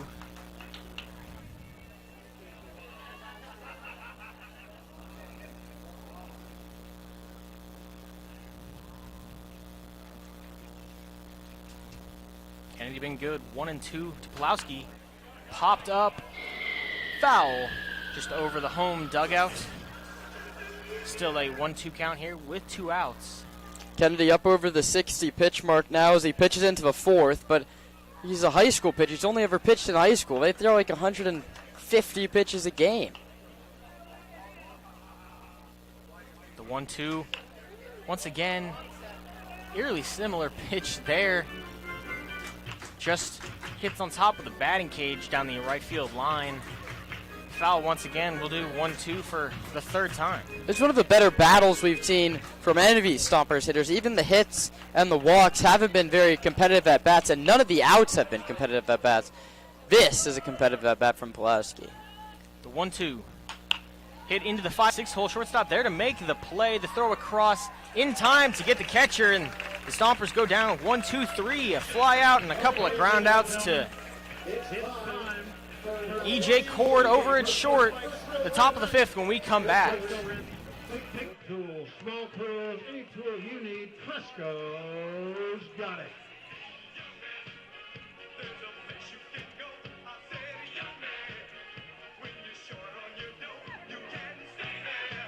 All right, everybody, let's see your best YMCA right now.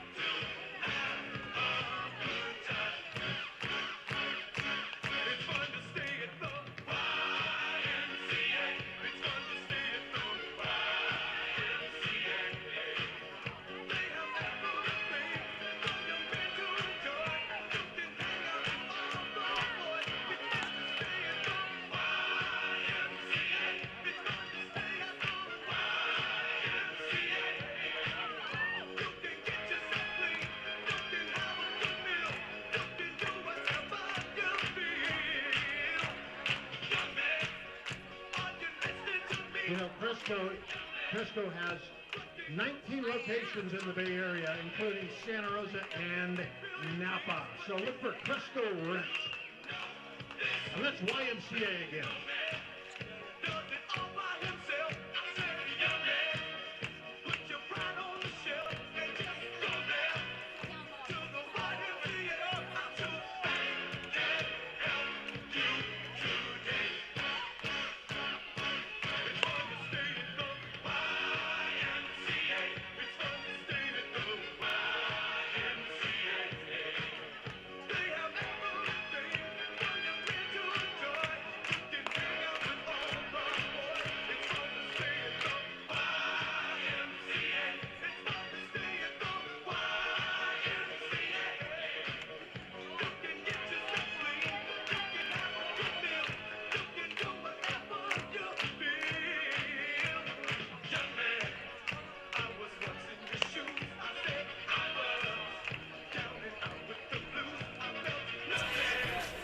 Back here for the top of the 5th.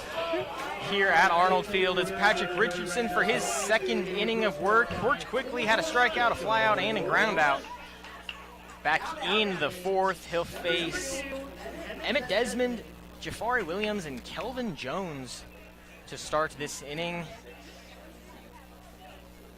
Emmett Desmond 0 for 1 on the night, a 4-3 ground out off the foot of David Howard. Excuse me, that was Paul Wagner who hit it off the foot of the starter. But a swinging first strike there for Emmett Desmond.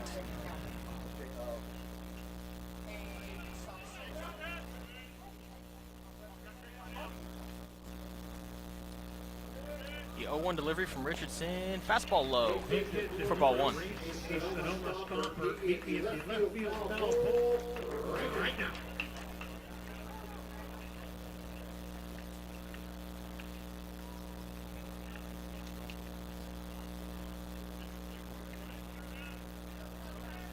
Now 1-1. At fastball, two-seam action on it, misses inside.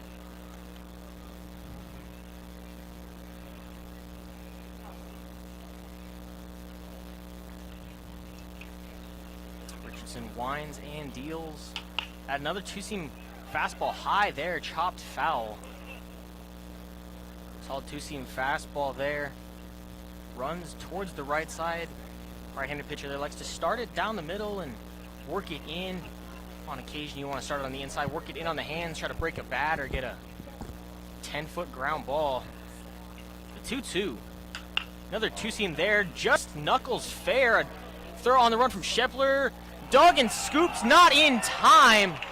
Paul Lazul over at first base had to practically break his ankle there. Going to be an infield single for Emmett Desmond. That's one way to break up a no-hitter, but at least the scorekeepers are doing it now. It reminds you, I mean, Max Fried was pitching a no-hitter into the 8th for the Yankees earlier this season. I don't know if you saw this. In the 8th inning, they went back and changed the scoring on a 5th inning ground ball from an error to a hit to take that away. None of that here. Jafari Williams steps in, flew out to center. Shows bunt, pushes it down the first base line, just foul. Too hard to be a true drag bunt there. More of a push bunt down the line, but just pushed it foul.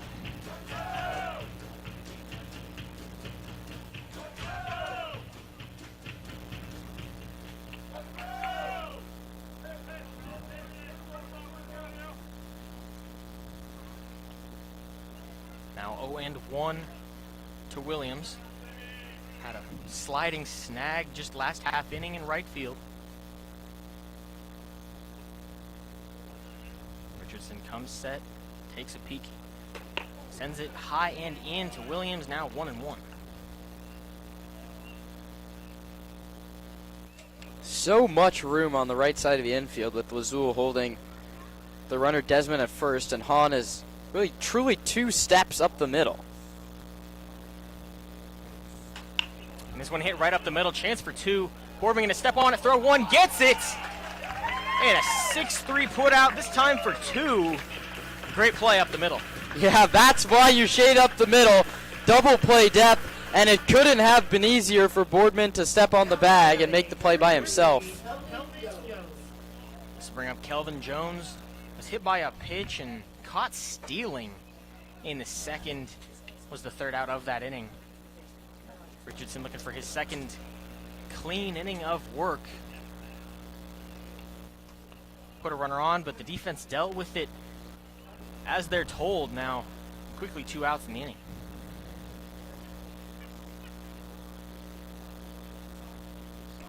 That one slipped out of the hand there, misses outside. Yeah, you saw Richardson's arm just drop a little bit there. It wasn't coming truly over the top. His release point's been really good all night. That one slipped away. And that one chopped foul down the right field line.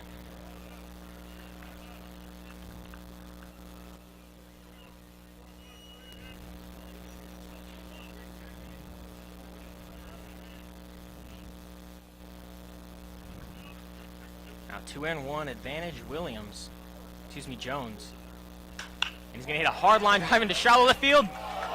Just knocked down by Nick Sebastiani, and an aggressive turn. Now throw down to first. Lazul tags him, and the Stompers turn a 7-6-3 put out to end the inning. What looks like potentially extra bases, a hustle play from Nick Sebastiani's turn into the third out of the inning. When we come back, the Stompers get the bats back out there. Ladies and gentlemen, it's time for Are You Faster Than a Sonoma Stomper? This is brought to us by GMH Builders. For your next construction project, make sure to call GMH Builders. Do it once, do it right. Hire GMH Builders for your next project. What are you guys doing? It's a race. It's not a walk as fast as Trey. All right. The kids are lined up. The Stompers are ready. On your mark, get set, go! And they're off. Here they come. Wow, the Stompers are looking pretty slow. No, now they're picking it up. Kids are coming down. Is anybody going to be faster than a Sonoma Stomper? No. Nobody is faster than a Sonoma Stomper. That's Are You Faster Than a Sonoma Stomper, brought to us by GMH Builders. What happened? You lose a shoe?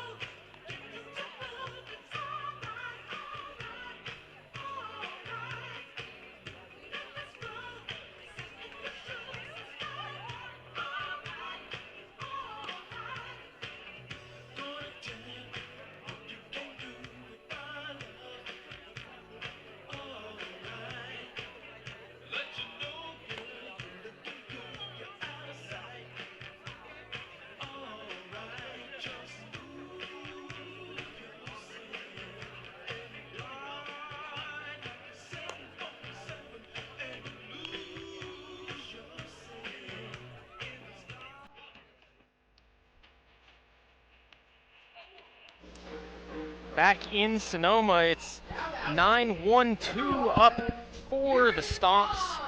Gideon Hahn, who has sac fly to center. His first AB scored a second run. That was Anthony Shepler after he walked. Followed by Landon Akers and Colton Boardman, a second lefty in the shortstop. Pretty lefty-heavy lineup tonight, hitting in the 2, 6, 7, and 9 holes for Zach Pace. A different look, especially with a high schooler on the bump. First pitch he shows, a bunt showed from Gideon Hahn, but well foul.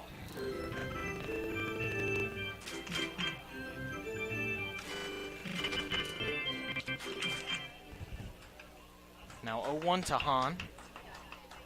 As athletic as they come. The 0-1 hits it hard right at the shortstop there. Fielded on a couple bounces and throws across in time to get Hahn. Now 3 consecutive 6-3 putouts dating back to last inning. Paul Lazul, Connor Pulowski, and now Gideon Hahn to start the 5th. Brings up Landon Akers. Yeah, it's very difficult to defend, especially to defend on the Arnold Field infield. It's inconsistent dirt, it's inconsistent grass, and the shortstop, EJ Cord's done a very nice job. 3 straight putouts, as you said. And all in relatively the same spot, a couple shades left of where he plays now, but fairly up the middle approach. First pitch to Akers is a strike. And the second one follows now quickly. 0-2 for the leadoff. I mean, not to give Cord too much credit, they all look like exactly the fungos you heard more of. The first one was range up the middle, the second one was range to the backhand, and that one was pretty much right at him. The defense looking for another nice play here. 0-2. That one misses low and out.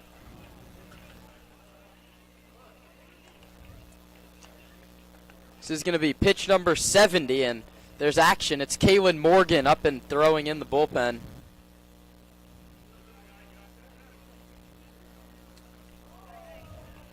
The 1-2 off speed, bit short and a bit outside.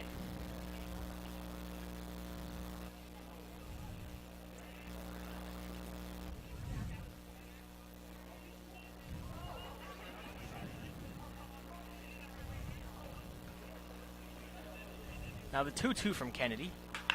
Hit hard into shallow left field. That'll be a single. Always going to watch Akers with his speed, but he won't stretch it. Perhaps learning from the third out at the top of the inning there. And a one-out runner is aboard. Yeah, now Landon Akers has been on base all 4 games the Stompers have played. And now, after his first inning walk, as is this guy, Colton Boardman. Another right-on-left matchup. Stompers looking to take advantage of here. Runner on first base. It's Landon Akers. Look for him to steal. Great speed in center field. This one hit hard right up the middle. A tough play. A diver in time at second. On to first. Not in time. A speedy Boardman turns it into a fielder's choice there. It'll go 4-6. Gets Akers and brings up Nick Sebastiani. Yeah, that one for a second looked like it was going to be a double play. Then looked like it might have been a single. Wagner went into just a headlong dive and then a nice backhand flip while lying on the ground. Heck of a play up the middle from Wagner. I mean, you're two very fast runners, but Boardman has been much more eager to run. Sebastiani watches a ball low and in, a breaking ball. Trying to go front door, but couldn't quite land it. 0 for 2 on the day with a pair of strikeouts.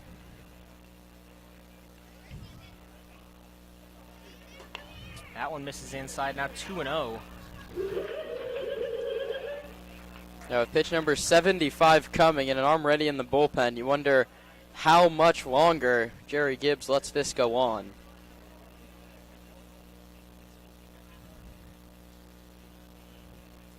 (2-0) and 2 outs. Runner on first is Boardman. Now 3-0 to Sebastiani with McCann Libby on deck.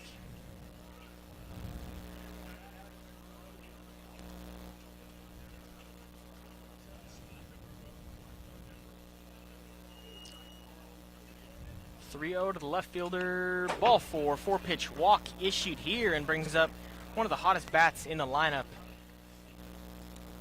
McCann Libby.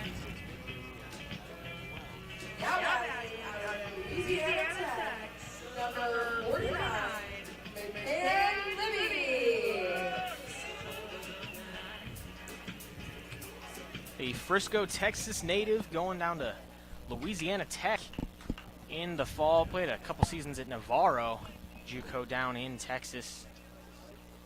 Had a hot start to the summer, 0 for 2 on the day. Reached on an error in the first and struck out looking to end the third. Is going to hit a pop up here a mile high into shallow left field. It's the shortstop, Cord, to make the catch. Kennedy got into some trouble but works his way out of it. 5 solid from him. And the Anchors will look to get on the board as we go to the 6th here on the Stompers Broadcast Network. All right, everybody. You know this song. You don't know you know it until you hear parts of it. And everybody knows a little piece of it. It might be the Sweet Caroline part, or it could be the bomb, bomb, bomb part. But as soon as you hear the touching and feeling part, you go, oh yeah, I've heard this song before. Look at, we got our dance troupe in the back. Hands. Touching hands. Reaching out. Touching me. Touching you.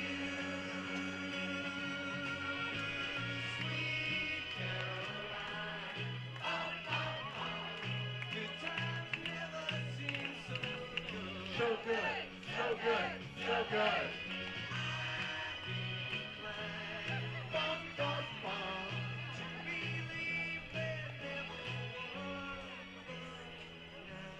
All right, that was pretty good. But I think we could do better.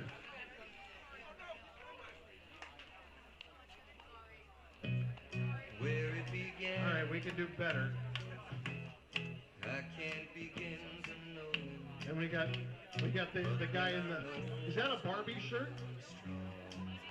It does. Indigenous Barbie. All right.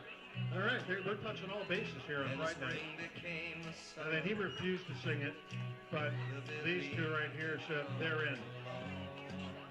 Okay. All right. Whatever that is, go for it. Touching hands, reaching out, touching you. Back here with a new arm on the mound, it's Kyle Seo. Just finished up his second year at Sac City, had 15 appearances, got credit for 1 win, 18 innings pitched, 20 hits, 17 runs, 10 earned, had a 17 walk, 17 strikeout season, gave up 3 doubles and an ERA at 5, but Kieran Costa closed the line on Patrick Richardson. Yeah, that closes the line on Richardson. 2 innings pitched, 2 hits, 1 strikeout, but he faced the minimum because the first single was erased on a double play, and then the second one was the last play of last inning on the Kelvin Jones rounded first base and then got backpicked. It's E.J. Cord, Paul Wagner, and Zach Ragland to start this inning. The same 3 that hit and were sat down in the third. First pitch from Seo, misses low.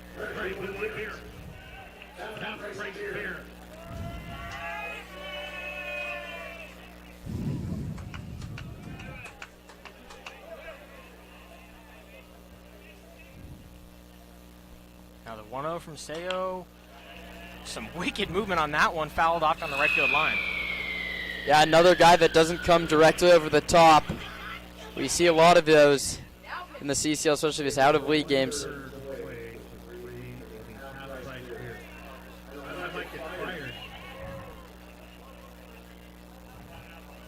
Now 1-1 to E.J. Cord. Having a great night over at shortstop, but struggled at the plate so far. The 1-1 fastball high challenged him and was successful from the bump. Now 1-2.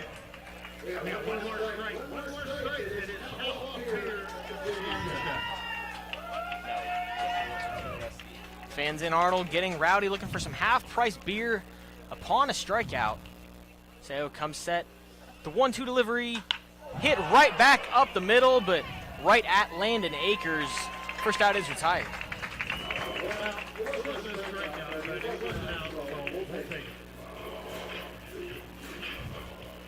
Brings up Paul Wagner. Hit a ball right back up the middle off the foot of David Howard, but Gideon Hahn up the middle there to make the play. Went down as a 1-4-3 putout.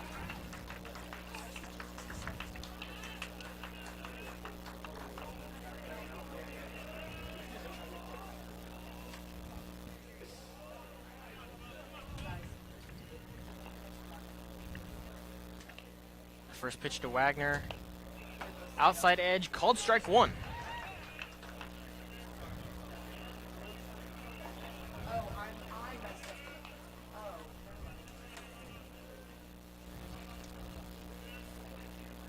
Seo comes set, the 0-1 delivery. In there for strike 2, painting that outside edge, and Paul Wagner just doesn't like it.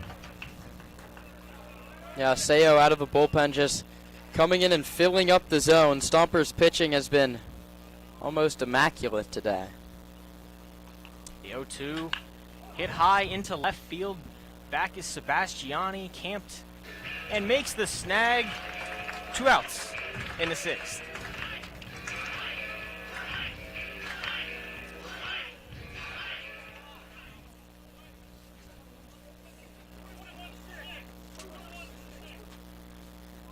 Brings up a pinch hitter, number 21 for the Anchors. It's Parker Hellickson, right out of Santa Barbara City College. Played in 7 games, hit just 167 in the 25 campaign.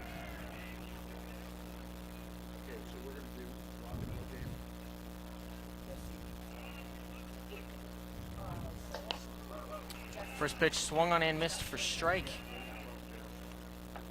2, excuse me, there, and quickly ahead. Looking for a quick 1-2-3 inning. Got 15 consecutive anchors have been put down in order. And this one hit right back up the middle. A classic announcer jinx there from Kieran Costa. A single, seeing eye single right up the middle. Okay, it's not over yet because if he picks him off, he's technically still set down in order. And that Hadley had a single double play. We had a single double back rounding first. We've already had one caught stealing, and they've done it a lot of ways. The defense been scrappy here at Arnold. Now Logan Kim stands back in. Grounded out and struck out so far in this one. So working from the stretch. A soft ground ball right up the middle. Boardman gonna technically retire the runner at second base, but 4 come up to bat in the 6th. We'll head to the bottom half here on the Stompers Broadcast Network. When the pressure is on, runs away. That's right. I knew that we would get him back. All right, he's back. All right, go ahead and play the first song.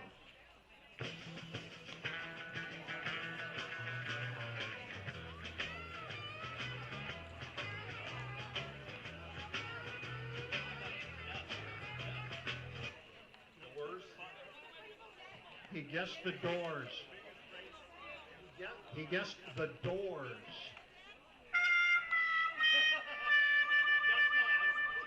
All right, give another one.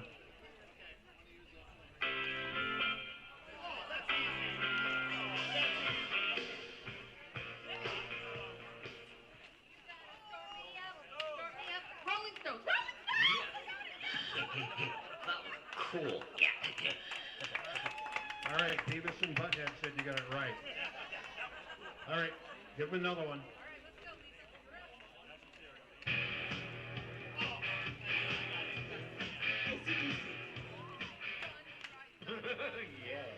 Yeah, baby. All right, one more.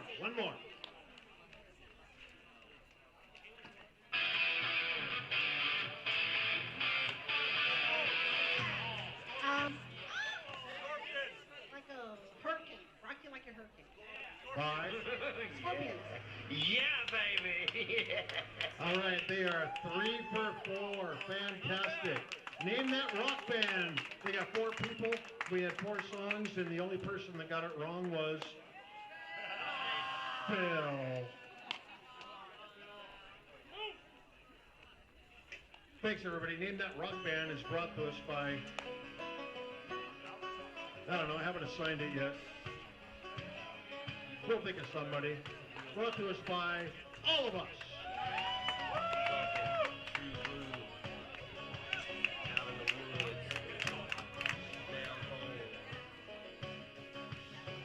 Now pitching, number 24, Kalen Morgan. Back at Arnold Field, it's a new pitcher on the bump. It's Kalen Morgan out of Laney College. Had 11 appearances, 11 2/3 worked here on the bump to face the Stompers. Yeah, that closes the book on Tyler Kennedy. 5 innings, 3 hits, 2 runs, 1 earned, 3 walks, and 6 strikeouts over 77 pitches. First sort of submarine quarter slot for the new pitcher, Kalen Morgan.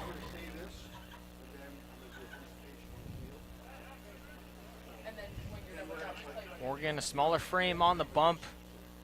Gonna look to paint the corners, not get hurt too much over the middle. Not working with too much velo. That one popped up by Kieran Baker down the right field line once again. Off the batting cage, 0-2.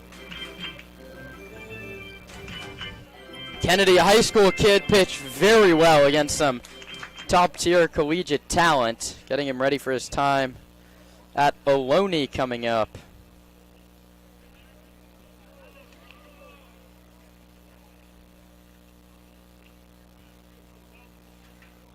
Now the 0-2. Hits softly to short. Gonna be a tough play for the shortstop. In time. Great play there from E.J. Cord, flashing another all night tonight, and doesn't stop there. E.J. Cord has been a part of the last 6 outs. The 2 groundouts to end the 4th. First groundout to end the 5th. And he was part of it. He caught the fielder's choice toss, caught the pop-up to end the 5th, and he's been tested time and time and time again, and he's playing a very, very good second base on a tough infield to play. Brings up Anthony Shepler, had a walk, scored a run, and flew out to right on a sliding catch from Williams. Fouls off the first pitch. He sees, get to see a ball from the reliever Morgan. Stompers with 4 consecutive swings.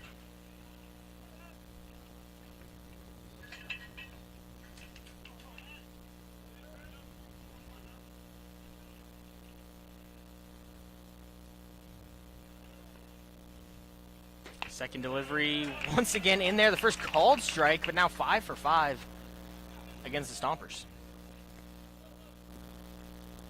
Yeah, that has to look like it's coming from like the third base bag. He's working up the middle of the ribbon, going all the way down to the side. The 0-2 there, swung on and missed. Strike 3. Down goes Shepler, and a quick 2 outs for the visiting Anchors.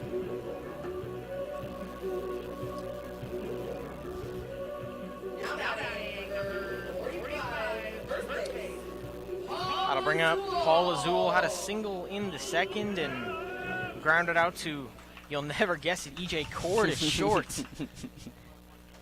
He swings hard through a fastball first pitch.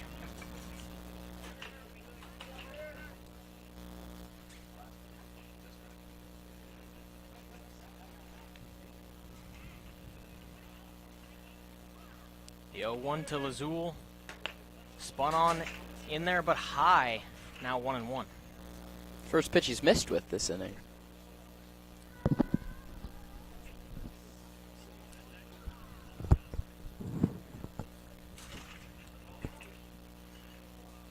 Azul stands in on the left. The 1-1 delivery hit high into center field, but snagged. Rogland there to make the grab, and a quick 1-2-3 effective inning for Kalen Morgan. Will head to the top of the 7th. Kieran Costa takes back over on play-by-play. Don't go anywhere. We'll be right back. But Steiner is still going to be open, so we'll meet you for a nightcap later on.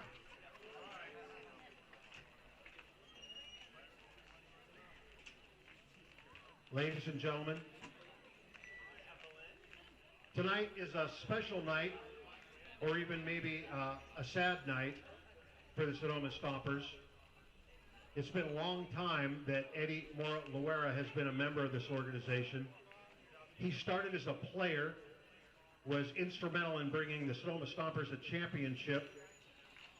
He returned as the assistant general manager and then worked his way up to general manager, vice president, and then president of this.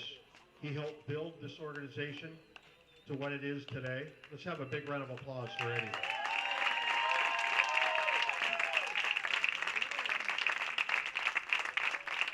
Now, this is Ed's final game as a Stomper in the capacity of president, and he'll be moving into a senior advisor role. Now remember, he just graduated from Cal. He got his MBA, and it's time for him to move on and do bigger and better things. Not that anything is bigger and better than this, but that's a story for another time. So everybody, please, big round of applause for Eddie Mora-Loera. Now, the team and the season ticket holders have got something for you. Now, Charlie, of course, it's a signed Stompers jersey. What else? Show the crowd.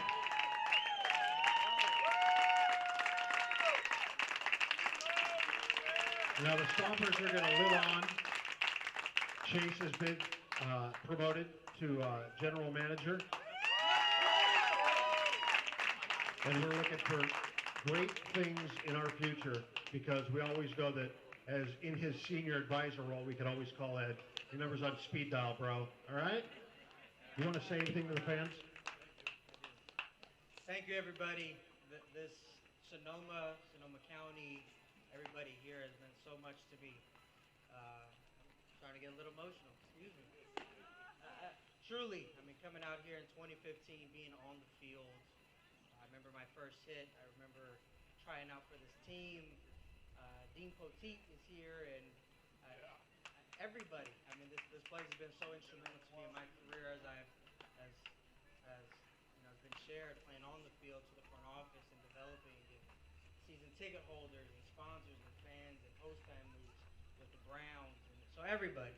So truly, I mean, Zach Pace, we used to compete against each other. So being able to see Chase Anderson, Charlie Hale, everybody the last few years, interns, trainers, I can go on, truly, that this has been a very, very special place for me, and really just hope that everybody has enjoyed their time, because this is a very special place.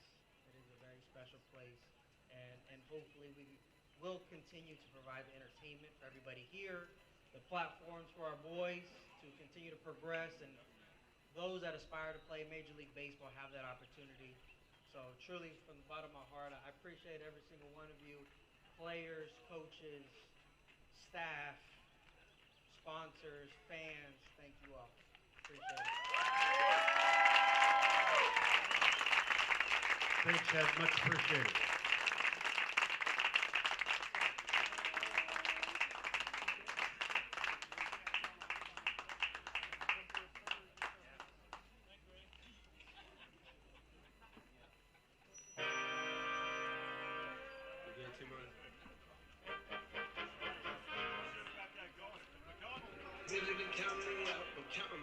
I'm loading my clips, I'm writing down names, I'm making a list, I'm checking it twice and I'm getting them hit. The real ones are dying, the fake ones is lit. The game is off balance, I'm back on my the Bentley is dirty, my sneakers is dirty, but that's how I like it. You all on my I'm all in my bag, as hard as it get. I do not feel powder, I might take a sip, I might hit the blunt, but I'm liable to trip. I ain't popping no pill, but you do as you wish. I roll with some fiends, I love them to death. I got a few mil, but not all of them rich. What good is the bread if my is broke? What good is first class if my can't shit? That's my next mission, that's why I can't quit. Just like LeBron, get my more chips. Just for the rolling, right back on my wrist. This watch came from Drizzy, he gave me a gift. Back when the record was praying, I gave it. After that quick ceremony, we're back to baseball as the Sonoma Stompers organization tell Eduardo Moralluera, the general manager, how much he's meant to this ball club. After 8 now seasons as a player, assistant general manager, he moves into a senior advisor role. He's really the person that's put this whole thing together and gives you the product that you see today.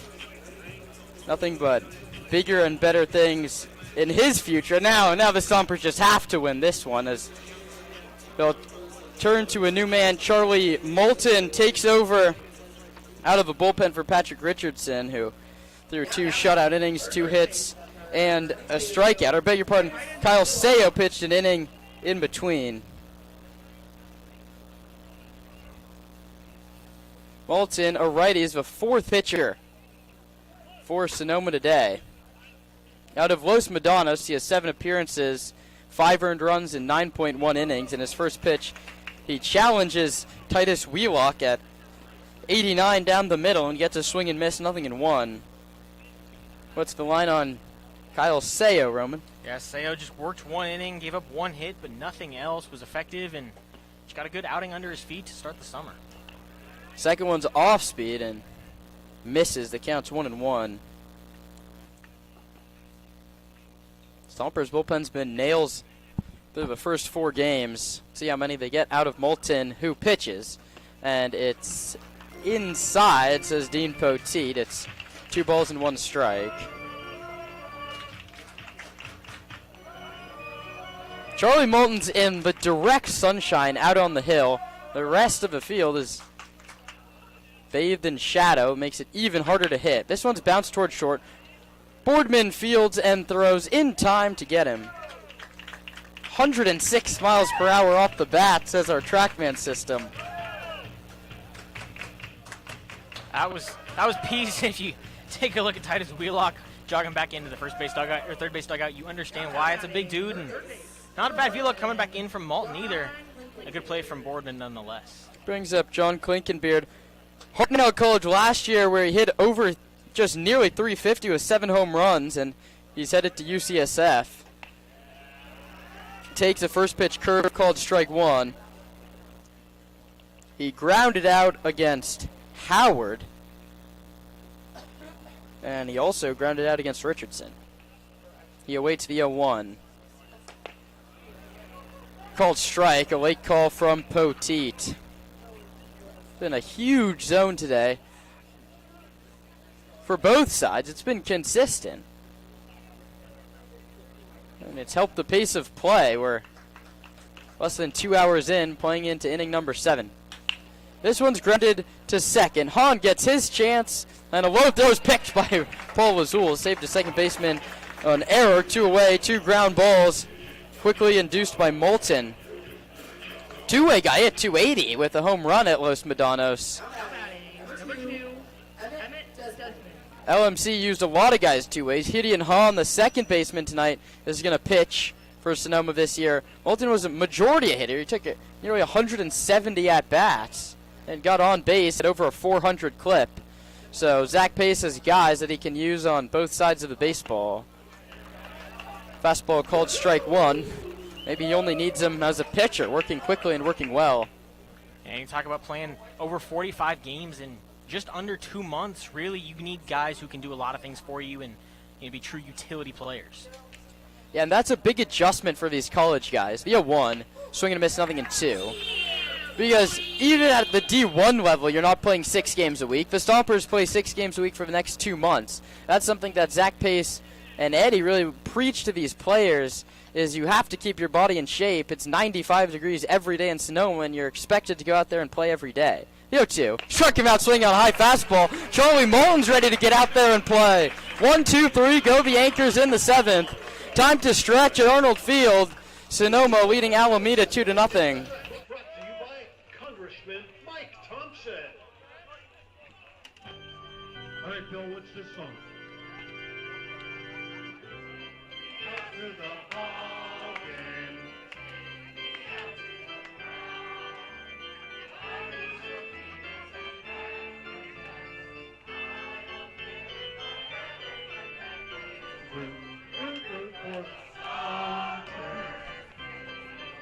It's a shame. 1, 2, 3 strikes, you're out at the old ball game. That's the 7th inning stretch brought to us by Congressman Mike Thompson, of all people. You can see his sign underneath the American flag.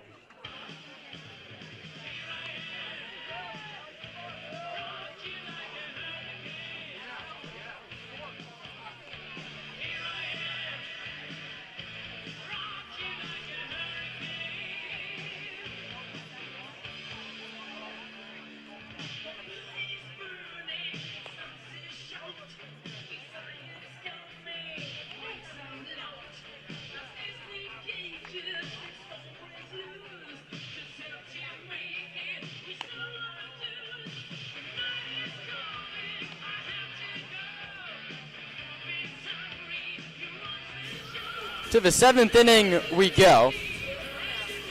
Bottom of the 7th, beg your pardon. It's 2-0 Stompers. They got a run in the first and a run in the second inning.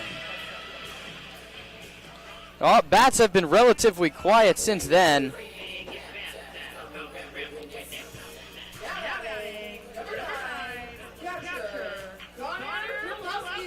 Connor Pulowski, Gideon Hahn, and then back to the top of the order, Landon Akers.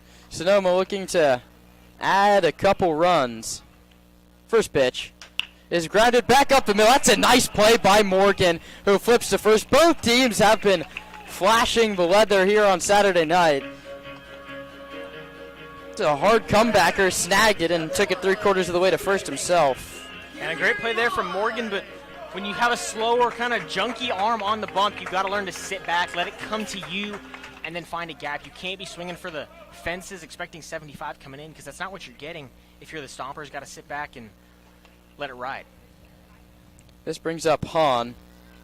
who's 0 for 1, a sac fly, and the second. He has the only Stomper RBI, the only RBI of the game, for that matter. He takes a called strike 1. Han's made a couple nice plays at second base. Gets somebody on for Akers, who's next. Han takes same pitch, same call. It's 0-2. I mean, you just, at this point, you've seen the strike zone for 6 innings. You know it's going to be called off the corner. Now it's your turn to make an adjustment. And certainly not what you like, but ultimately you're given a 33-inch bat for a reason. 0-2 misses. This one's too far off the plate. It's 1-2. Yeah, we've seen tonight more of a rectangular zone than anything. High-low has been cut short a little bit and extended, about an inch or two off of both sides. 2-0 Stompers, last of the 7th. Han takes outside again, 2-2.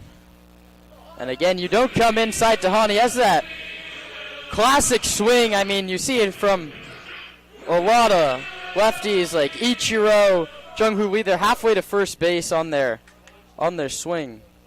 2-2 is lined the opposite way, sinking fast, and kicks by the left fielder Kim. And here comes Han. He rounds first, heading towards second. It's all the way to the wall. He takes a big turn at second base and holds there. Kim got it in quickly. It's a double off the bat of Hyun Han, his first hit of the season.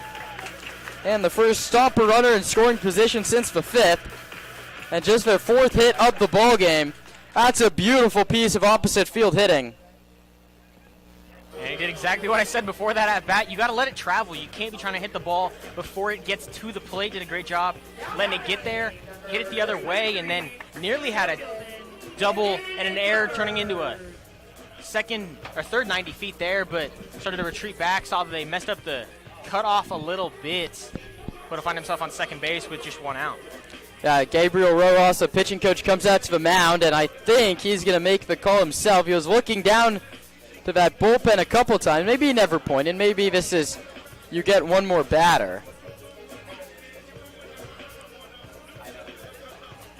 Back to the top, Akers has grounded out, popped out, and singled. Rojas won't make the call. He'll let Kalen Morgan continue to pitch. Morgan retired the first 4 he faced pretty easily. That one honestly should have just been a single. Kim just didn't take a good enough route to the baseball. He tried to cut it off right straight down the line, which wouldn't have saved a base. Instead, he could have angled back, cut it off, and I don't think Han was ready to round. Akers takes low and inside.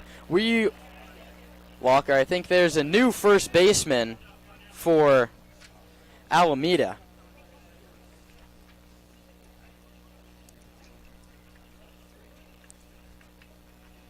Is in on the grass. Akers hits a cue shot into right center, sinking fast. Hellickson moves over and it's down, and it's past the center fielder and rolling. Han scores easily.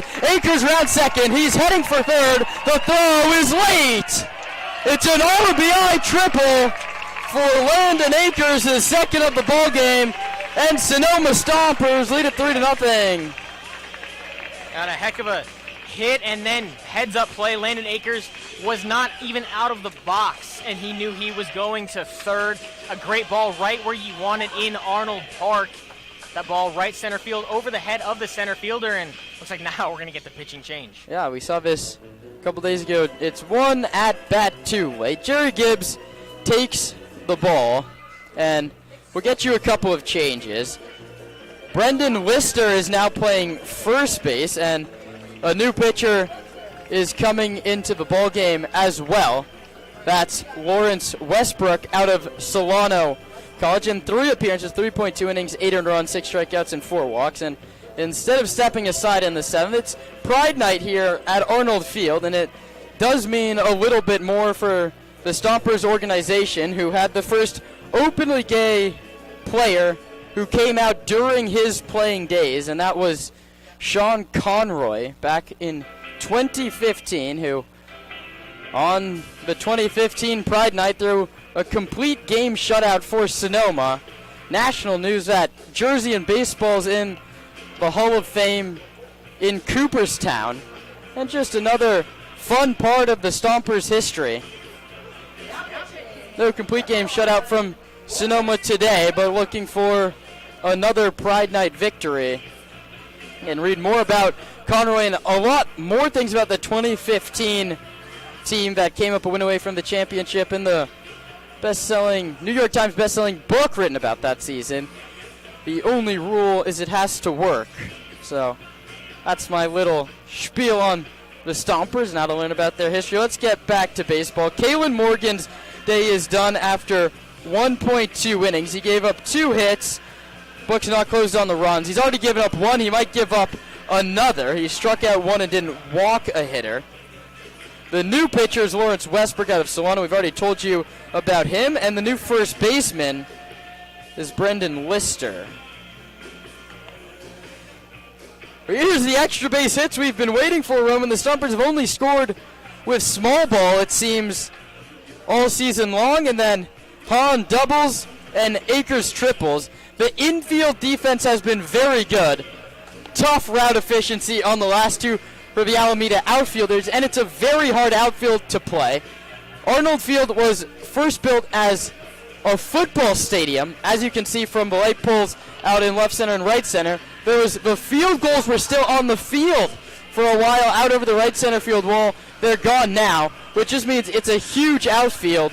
Kim let one kick by him down the short porch and left, and then that one wasn't hit that hard off the bat of Akers into right center field, but it just kept on rolling, and with the speed of Landon, he's into third base with the Stompers' second triple of the season. The other one belongs to Anthony Shepler. Yeah, and he plays center field in that outfield. He knows he hit it exactly where he needed to, and the way he saw Rogland playing, he had a chance for 3, hustled out of the box, didn't hesitate. That's the important thing. We've seen some guys already this season get gunned out because they hesitate, and finds himself an RBI triple.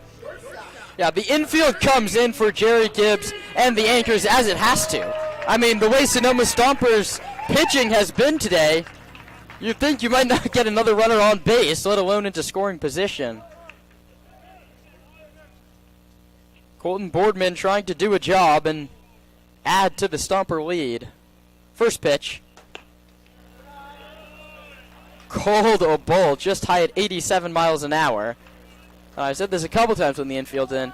Infield in is one of the pitches in the second round of BP that the Stompers hitters take. Let's see if that work pays off for the C-Sun shortstop. The pitch is popped up, not very deep, in foul ground down the third baseline, and drifts out of play. And I think if Klinkenbeard had made that catch with his back to home plate, you're tagging the runner. 100%. That's a tough play for him to make, and especially a tough throw. You're talking about stopping all your momentum, probably playing on your back foot and then throwing off that back hip. Not an ideal play, and, well, all in the what-if scenario. 1 ball, 1 strike, 1 out. 1 in already for Sonoma in the 7th. Boardman awaits the 1-1. This one's popped up on the infield. In foul ground is the third baseman. Klinkenbeard makes the catch. And that didn't do the job. The infield goes back with 2 down. Yeah, not what you want there, especially from your 2-hole. A guy who's been pretty good leading up to tonight, has a walk and a reaching on a fielder's choice, but still looking for his first hit today. Not ideal for the Stomper offense. And that brings up Nick Sebastiani. Struck out in the first, struck out in the third, and walked in the 5th. Stompers still a chance to get this run home. And they turn to a guy that did that quite a lot for Sonoma last year. He grounds this one to first. Backhanded by Blister. He knocks it down, and Sebastiani's going to win the race. It's an infield single for Nick, and an RBI. Well, lucky for Sebastiani, there's no pictures on the scorecard. Gets the RBI, gets a single, but that ball right off the end of the barrel at the first baseman. Just a tough play for him to make, and even if the pitcher's covered in the bag, that's messy and an unlikely play. And lucky for Colton Boardman as well, he didn't score the run, and it looked like Stompers might not get both of the extra base hits to score, but they do on the Sebastiani single. And now in a 4-0 game, the Stompers are going to let Augie Martinez get an at-bat. Martinez, a local high school kid, plays around here. He's going to be the bullpen catcher for a majority of the season for Sonoma. He's going to get an out-of-league at-bat here. The lefty waits and takes outside 1-0. Martinez brought in by Coach Paul Madereno. Coaches him in high school ball, has some connection to him in high school ball. I don't think he's going to get a league at-bat, but a chance here against the Anchors in a 4-0 game. Takes high 2-0. I think if he gets one at-bat this season and it's a walk, you leave saying I have a 1,000 on-base percentage.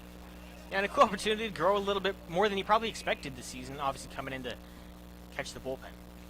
I mean, even there, though, you're catching guys from D1 programs around the country. It's great experience for a player like that. That one's high 3-0. Come on, Coach, you got to green light him.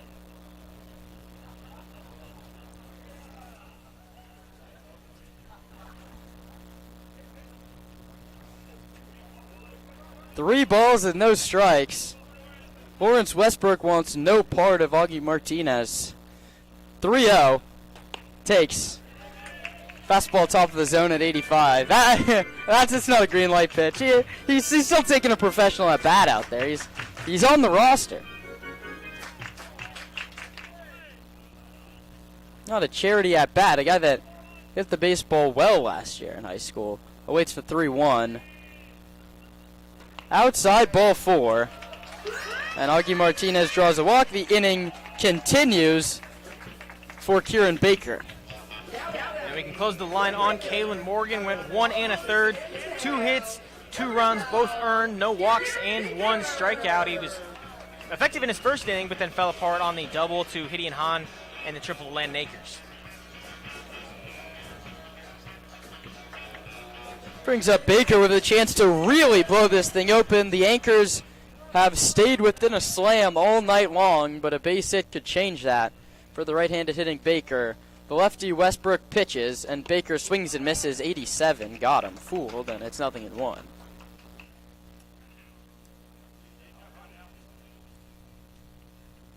Martinez from first. Sebastiani from second. The 0-1 coming to Baker is high. Went back. He's tried that high fastball a couple times. Got the swing and miss. First time, not that time.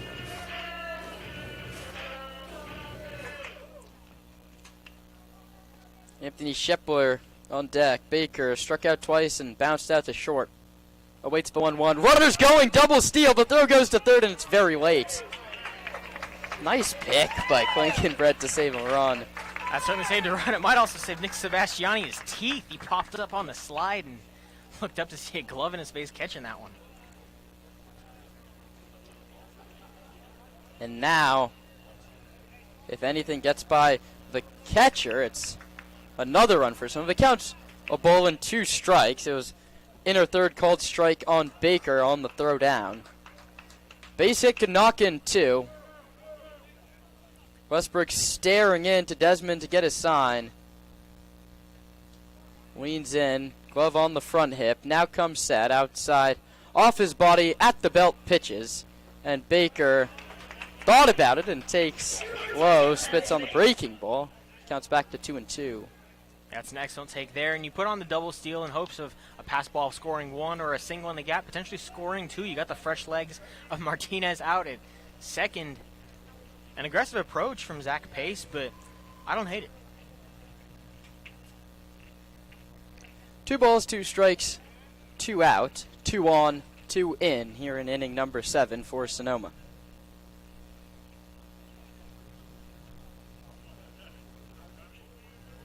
Westbrook has really slowed down the pace of play. The 2-2 struck him out swinging. And the inning is over. For Sonoma, they get 2 runs on 3 hits, and they leave 2. We head to the 8th inning. The Stompers in control, 4-0 over the Anchors on the Sonoma Stompers broadcast network.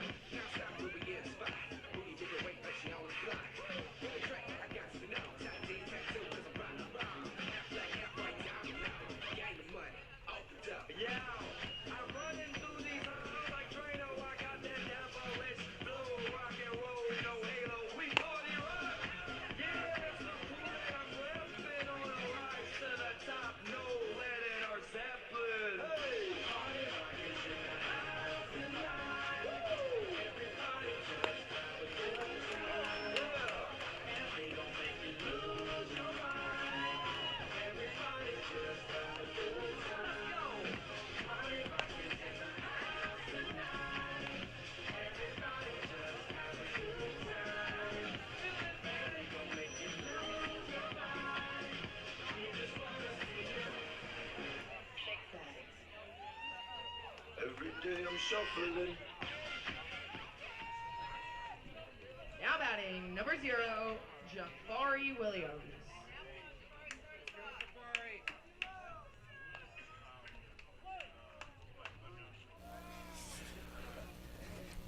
Top half of inning number 8 starts with Jafari Williams out of Union Commonwealth, and it's a cold strike at 94 from the new pitcher, Luke Duncan. 94 miles an hour painted at the bottom of the zone. I had to pull my bunt back as well. That one's 94 too, and he was late and hits it towards the Stomper dugout. I mean, my ugly finder joke's not funny when the ball's hit that hard. Yeah, Duncan, a two-way player, had 7 appearances, went 8 1/3, 12 hits, 6 runs, 3 of them earned, struck out 8. You can see why. 0-2, popped up, very shallow right center. Hahn goes out, and Hahn makes the catch. That closes the book on Charlie Moulton, who threw a shutout inning with a strikeout. Up until this point, David Howard for 3, Patrick Richardson for 2, Kyle Sayo and Charlie Martin have thrown an inning each, and that brings up Luke Duncan. We were counting it earlier, Roman. I think they're 2 over the minimum. Been a very effective night for the whole staff. The pitch. 95 for a called strike. And it's got some really nice two-seam action on it as well, just cutting away from the batter there. Tough pitch to hit. Two-way guy out of West Modest. That one kicks to the screen. And that's what happens when we saw Vivila. And he's effective with Vivila. We saw Jason Olvera throw very hard on opening day. He was less effective with his command, is one way to put it.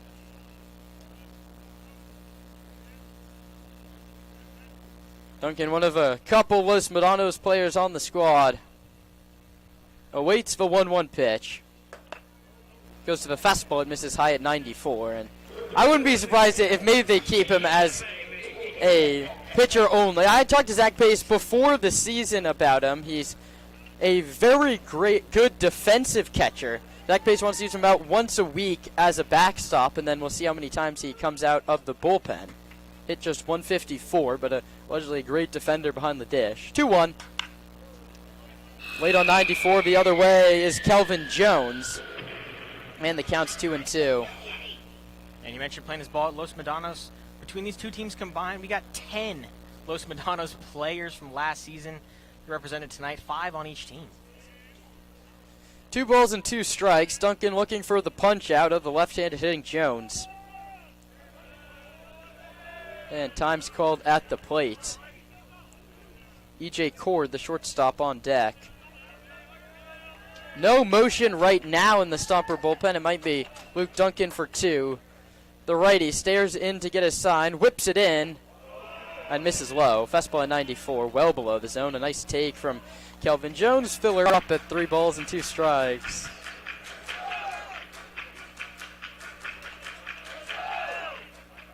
Lights are on. They've yet to take any effect. We're moving quickly tonight at Arnold Field. 2 hours and 2 minutes into this one. Payoff is low for ball 4. And Kelvin Jones is on base again. He was hit by a pitch and caught stealing. He singled and then tried to turn it into 2, tried to head back, and headed back much too late. Yeah, that walk, almost reverse sighting. Not something uncommon for hard-throwing, closer-type pitchers, but Duncan just walked 3 guys in his spring season at Los Medanos.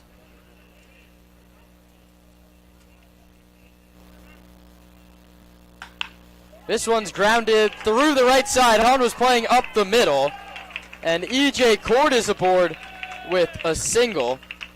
A first hit since 2 outs in the 6th inning, and all of a sudden the tag runs on deck. Nothing comes easy for the Stomps. Paul Wagner out of Ohlone College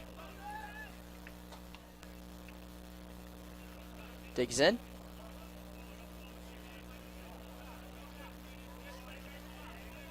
Runners lead from first and second, and Duncan's going to step off.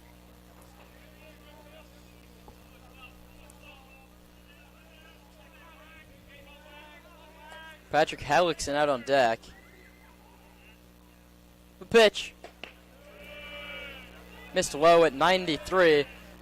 This is the hardest thrower we've seen yet. We know the Crawdads have some guys that throw hard. We saw them last year. Carson Yasa had some command issues with 98.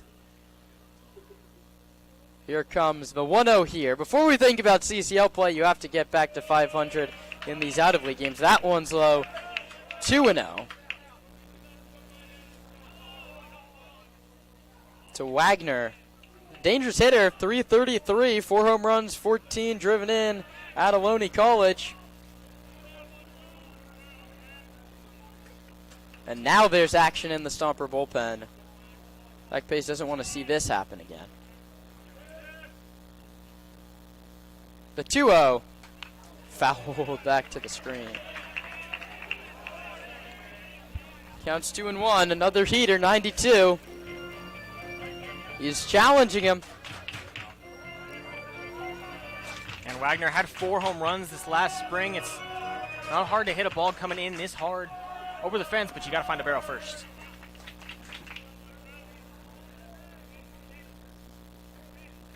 The 2-1 offer is lined hard but foul over the Stomper bullpen, where we have an arm warming up.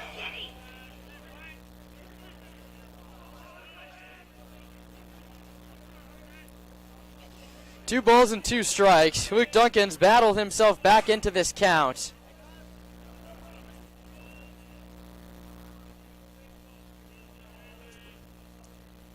It's Braden Gens out of Pepperdine up and loosening for Sonoma. This is Luke Duncan's 8th to get out of, though, as he pitches the 2-2.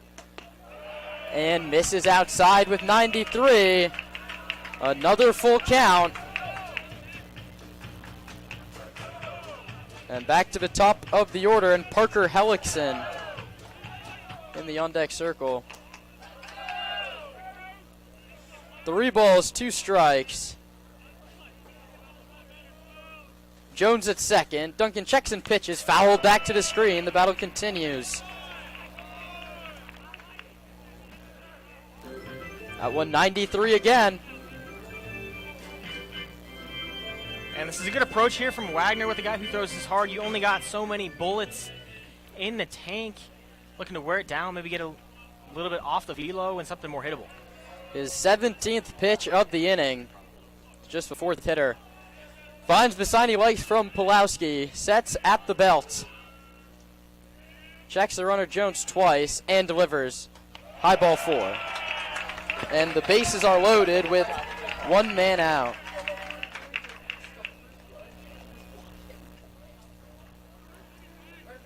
Back Pace is going to trust his guy, and that brings up number 21, Parker Hellickson, or maybe I've spoken too soon. The whole infield comes to join Zach Pace at this consultation at the hill before Parker Hellickson comes in for his second at-bat of the ballgame. He came in to pinch hit for Zach Ragland back in the 6th, and he singled. That was the last hit that Bankers had before a 1-out single from E.J. Cord, who stands at second base. Tying run at the plate, Roman. More drama. No blowouts for Sonoma this season. And this is when you're looking for your bullpen to have kind of a growth moment. They've been tested through their first couple games and struggled in some high-pressure moments, especially looking back to opening night. Walked 7 in the 9th, ended up losing that game. This is the moment for them to, buckle in, get a big moment, a big momentum shifter, because really the door is still open there. Away team working with 6 outs here, but you get them bases loaded. You only allow 1, maybe you allow no runs. That slams the door, only giving them 3 chances in the 9th. Parker Hellickson against Luke Duncan. Here we go.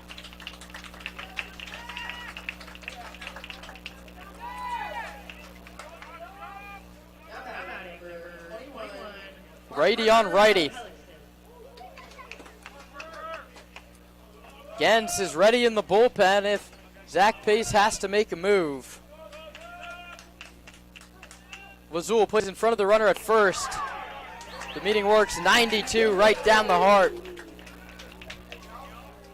And that's a big first strike there. You got to stay ahead here. You got to pitch aggressively because ultimately Duncan on the bump has the stuff to get out of this jam. He just needs to execute his pitches.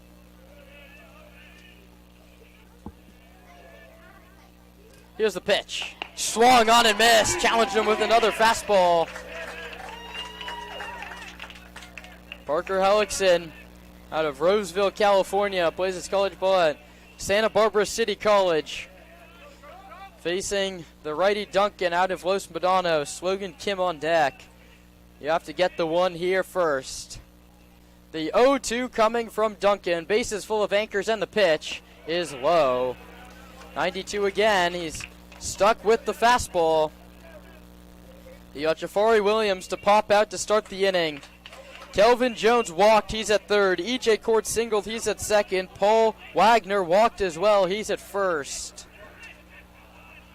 The right fielder, Sebastiani, is playing way off the line. The pitch inside and it hit him. And not what you want there. You're one pitch from getting into a much more manageable situation, but throw it away.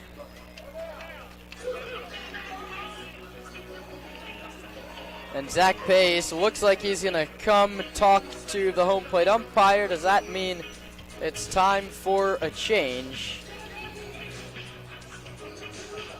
Still waiting. Nothing has been confirmed yet. And it's just a meeting at the mound. Zach Pace heads back. That brings up Logan Kim. Uh-oh. Thank you. It's a change for Alameda. Paul Zodi comes in. The outfielder from San Rafael, plays at College of Marin, a right-handed hitter.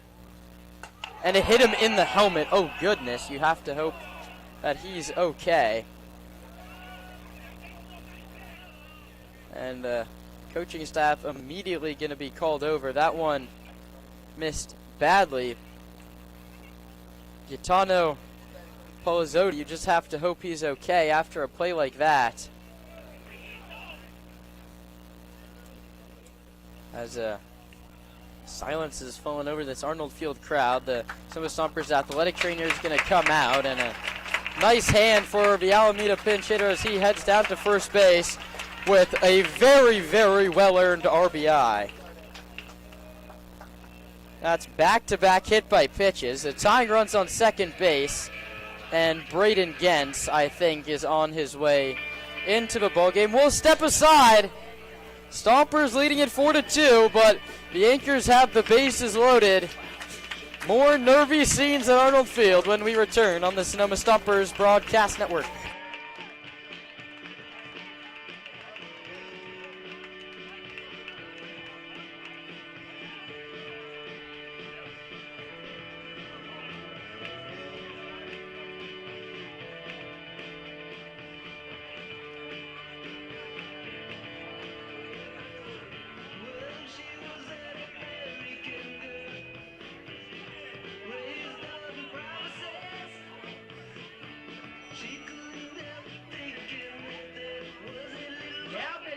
For your Sonoma Stompers, number 50, Brandon Yack.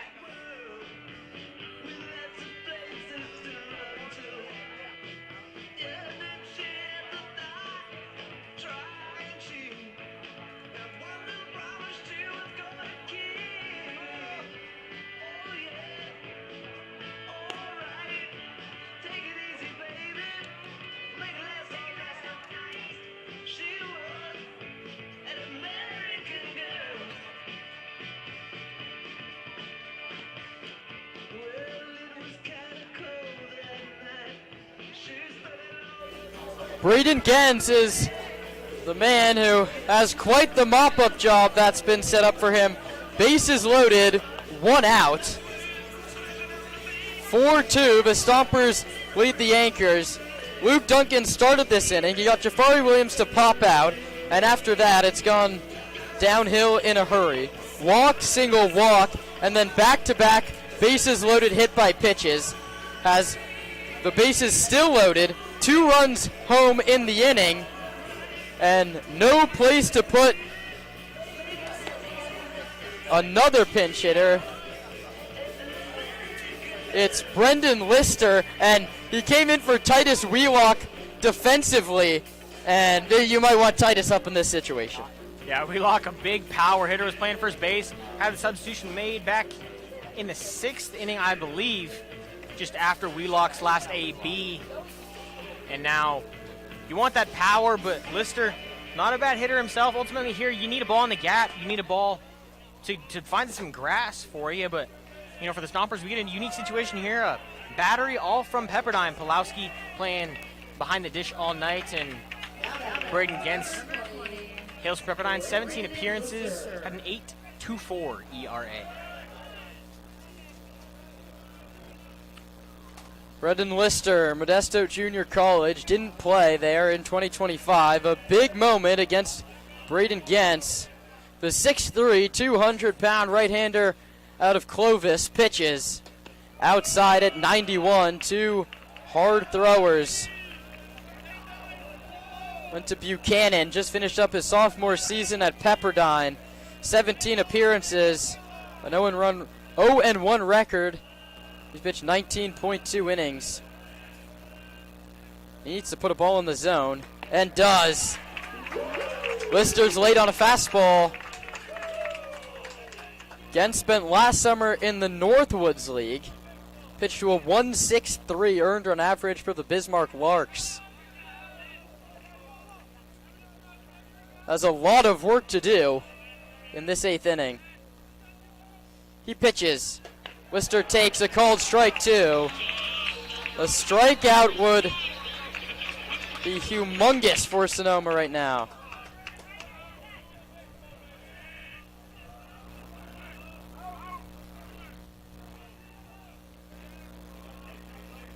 One ball, 2 strikes.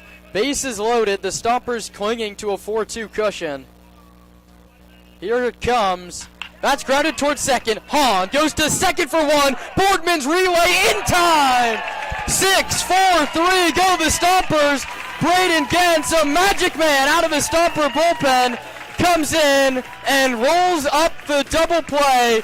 Luke Duncan, the first guy out of that Stomper dugout to let his bullpen mate know what he's just done. A big double play turned by Sonoma. After all that, just 2 runs across for the Anchors. The Stompers lead 4-2 as we head to the last of the 8th on the Stompers Broadcast Network.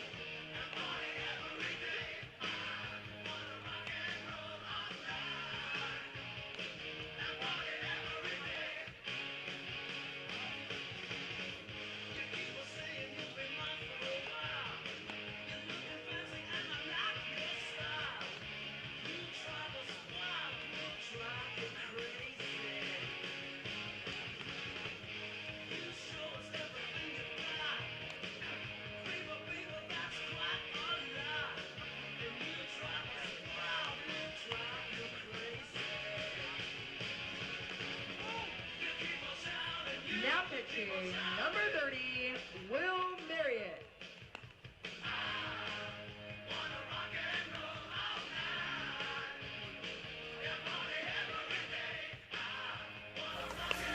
We head to the bottom of the 8th inning. There's a new pitcher in the ballgame, and Roman Raffelli will tell you all about him.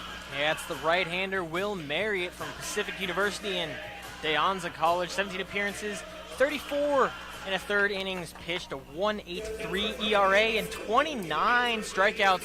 Really good arm out of the bullpen. That closed the book on Lawrence Westbrook, who in 2/3 of an inning gave up a hit, walked a batter, and struck out a hitter. Allowed a couple inherited runners to score.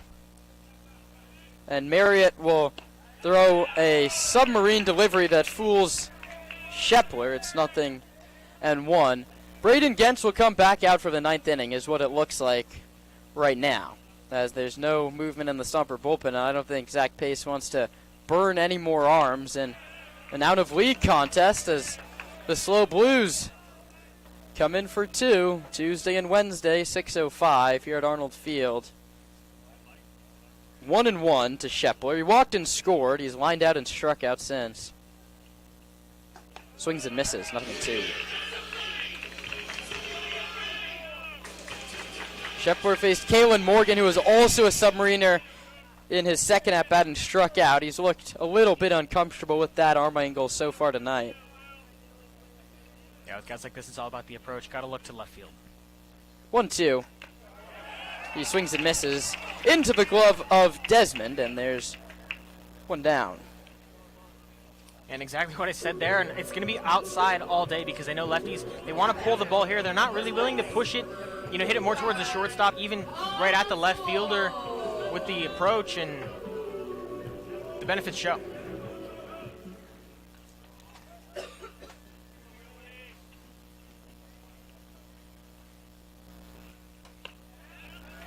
First pitch to Lazul is a called strike.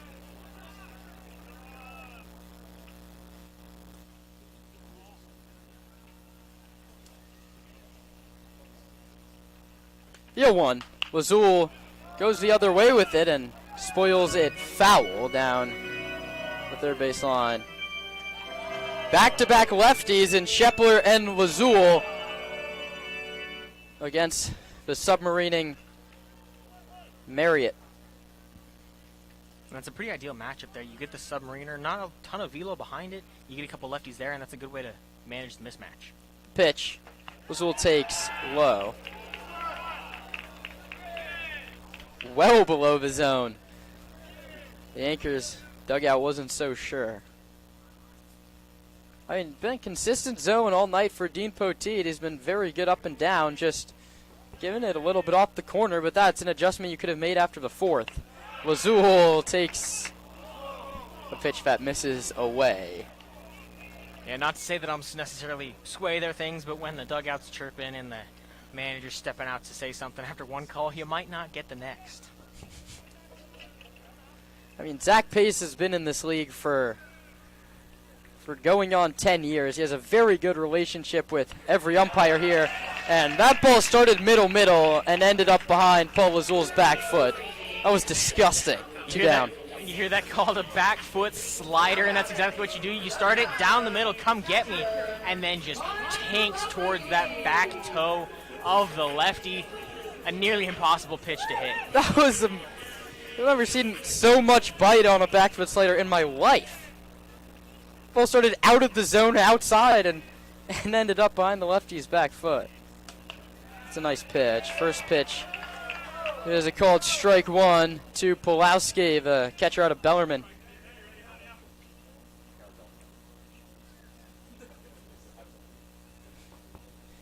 Hurdy and Hahn on deck. No action in the Stomper bullpen. It's Braden Gentz's save in the 9th. And he'll face John Klinkenbred, Emmett Desmond, and Jafari Williams, barring any pitches. And to go back to that Gentz, he comes into a bases-loaded, one-out situation. 5 players had just reached. 2 of them had just been hit with 94-mile-per-hour pitches, and he induces just what the doctor ordered, the 4.63. Pressure pitches and very well executed for the righty out of Pepperdine. He'll have a chance to pick up save number 1 on the season. Oh, that's if the Stompers don't get a couple extra runs as Pulowski waves and misses 0-2. I mean, let's hope it's not a save situation. We saw a 5-run bottom of the 8th inning yesterday. Why don't they do that again?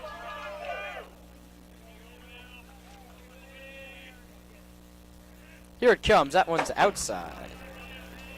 And one thing to note, coming up in the 9th, the 3 hitters, Klinkenbeer, Desmond, and Williams, that combined 1 for 9 on the night. A favorable 3 who really haven't had it tonight. Marriott's come in, and he has struck out Shepler and Lazul swinging.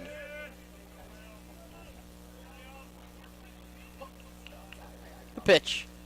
Inside, and it hit him in the hand. Pulaski is aboard for the 2nd time today. And all of a sudden, everybody seems to be getting plunked, and that brings up Gideon Hahn. And not necessarily a fatigue thing. I mean, you said it, this game been going for about 2.5 hours now. It's game 1 of the game 2. The Stompers have played now 4 straight. They'll go on to play a 5th tomorrow, but just a weird coincidence here. There's a pinch runner into the ball game for Sonoma. That one was called the ball as Hahn squared to bunt.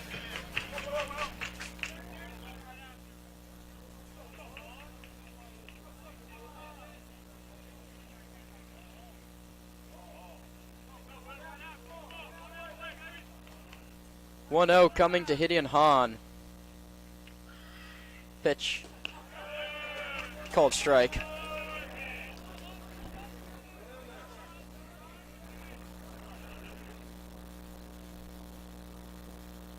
It's 1-1 coming to Hahn. Pitch is bounced back up the middle. Wagner, the second baseman, ranges and goes the short way. It's a very tight play, but he gets him. The side is retired. We head to the 9th. Braden Gens tries to shut the door with his Stompers leading 4-2.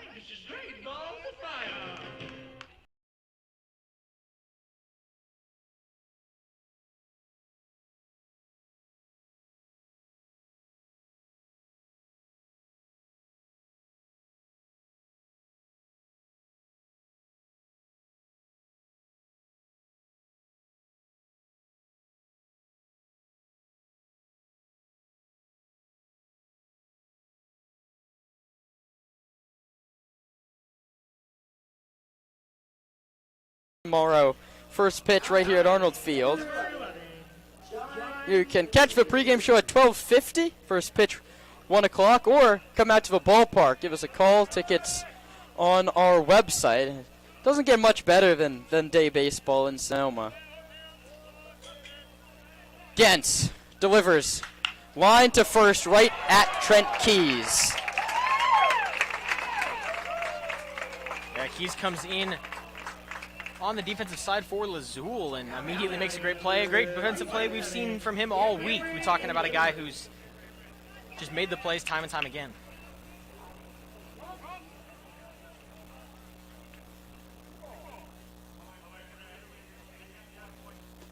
And the first pitch is cut on and missed by the pinch hitter.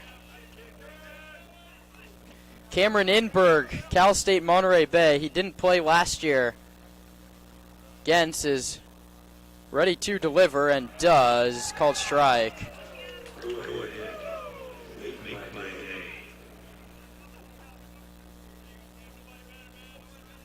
The 0-2 coming from Gens. Struck him out swinging. It kicks behind. Pulowski's throw to first is high. And rolls down the line. I'm not sure that ball wasn't foul tipped. Time is called.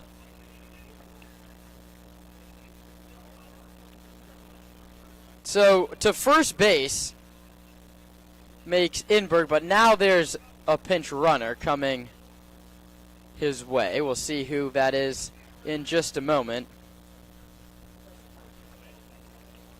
It's Kai Galinsky is going to come in to pinch run. He's a Cal State Monterey Bay guy himself. He's committed there to play this fall. That's an unlucky wave. It goes as a strikeout. And then drop third, he advances to first base. And Gans looking for another double play. He turned one in his only hitter he faced in the 8th. His first pitch is fouled at home plate by Jafari Williams. A fly out. He's already bounced into one double play. Stomps would love another.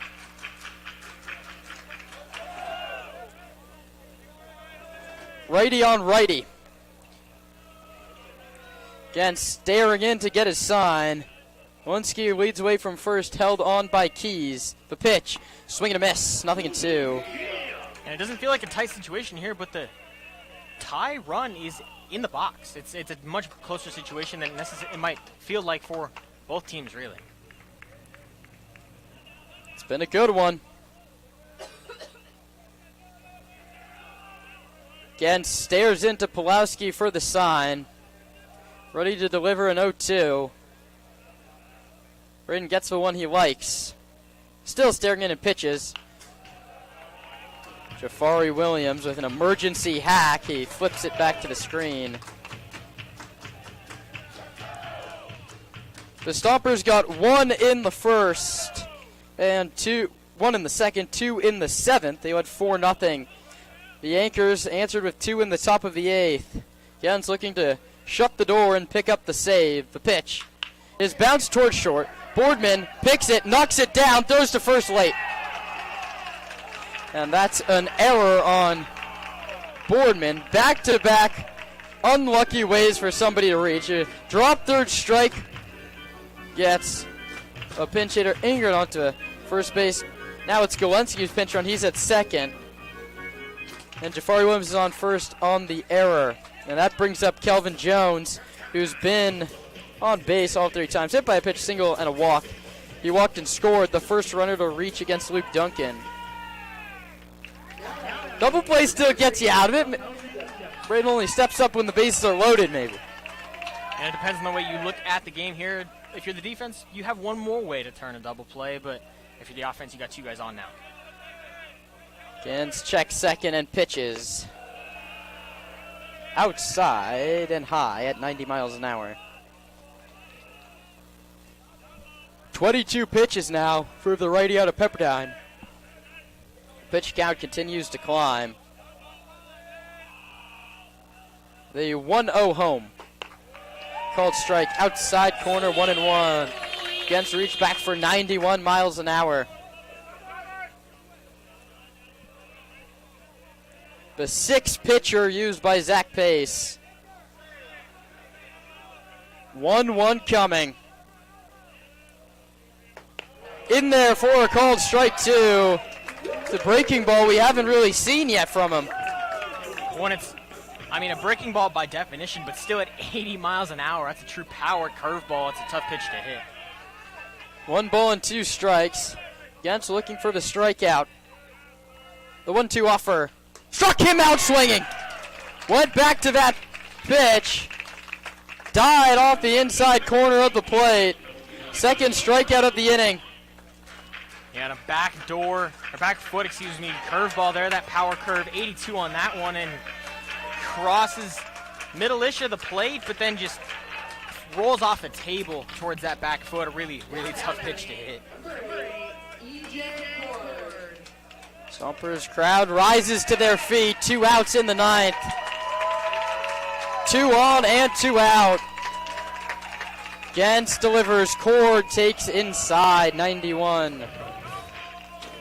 Sonoma looking for their second consecutive win after an 0-2 start to the campaign, and those still at Arnold Field are letting the Stompers know, willing them to victory here in a 2-run game in the 9th. The 1-0 popped foul up over our heads. The count's 1-1. 90 miles an hour. He challenged him, middle up.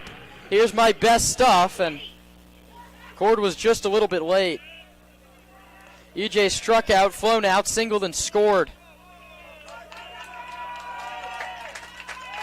Made a couple very nice plays out at shortstop, but he has to do it with the bat here to keep Alameda in the contest. The pitch, called strike, outside corner.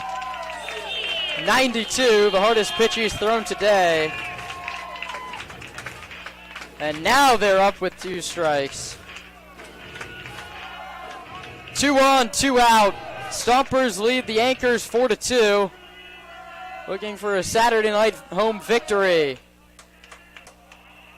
The 1-2 home. Struck him out swinging, high fastball, Stomps win. Braden Gens strikes out the side in the inning. E.J. Cord, the last man to K, and it wasn't always pretty, but the Stompers win it 4-2 over the Alameda Anchors. And that one wasn't pretty. None of them have come easy. But Zach Pace and company are 2-2 on the 2025 season. What do we have to say about this one, Roman? I don't even have a question planned. The heart rate was a little too high. Yeah, really just kind of an up-and-down game for both squads here. The Stompers pretty firmly in control most of the time. The big thing that jumps out to me is they only left 7 on base tonight as an offense. They left 10 last night, and that really comes back to hurt you. But when you get out early, you stay out early, and you have some pretty consistent offense. I mean, had a guy on base in almost every inning, not in the 3rd or the 4th, but beyond there, they were effective. And a team performance, 5 pitchers used, just a great game. Yeah.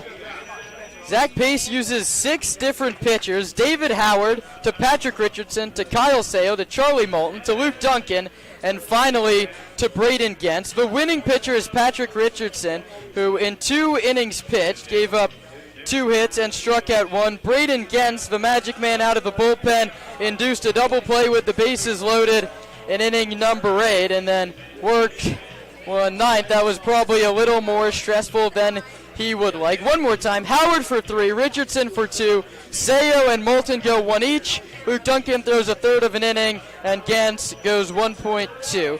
Your winning pitcher is Patrick Richardson. Your losing pitcher is Tyler Kennedy.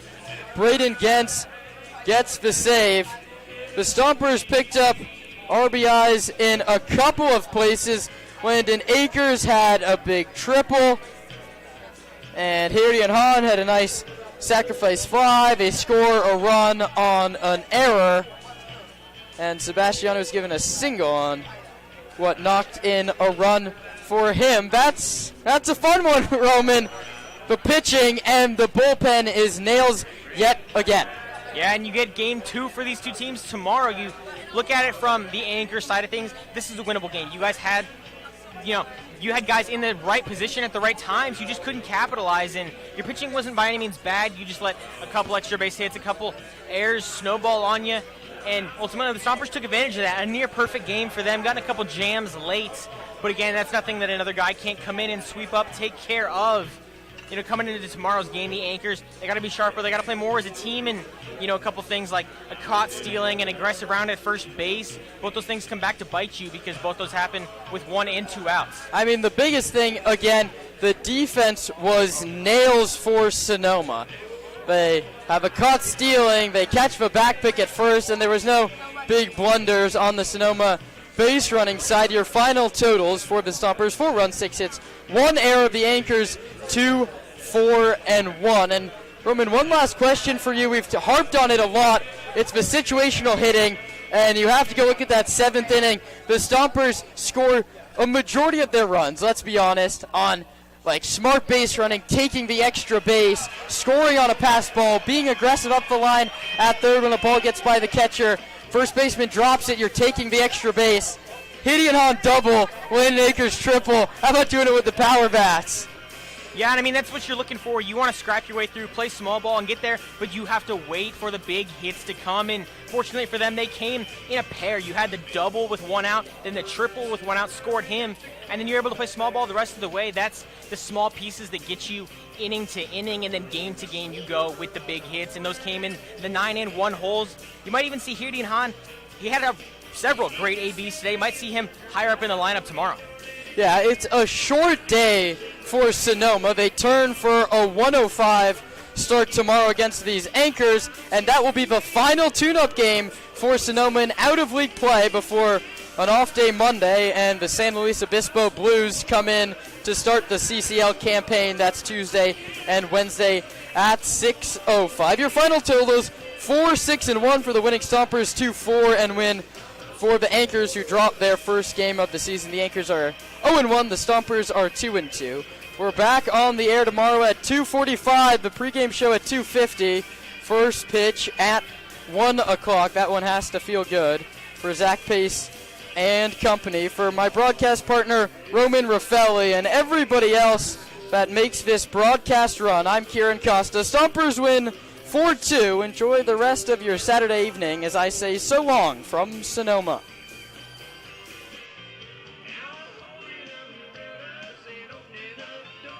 I'm taking out the trash and I'm sweeping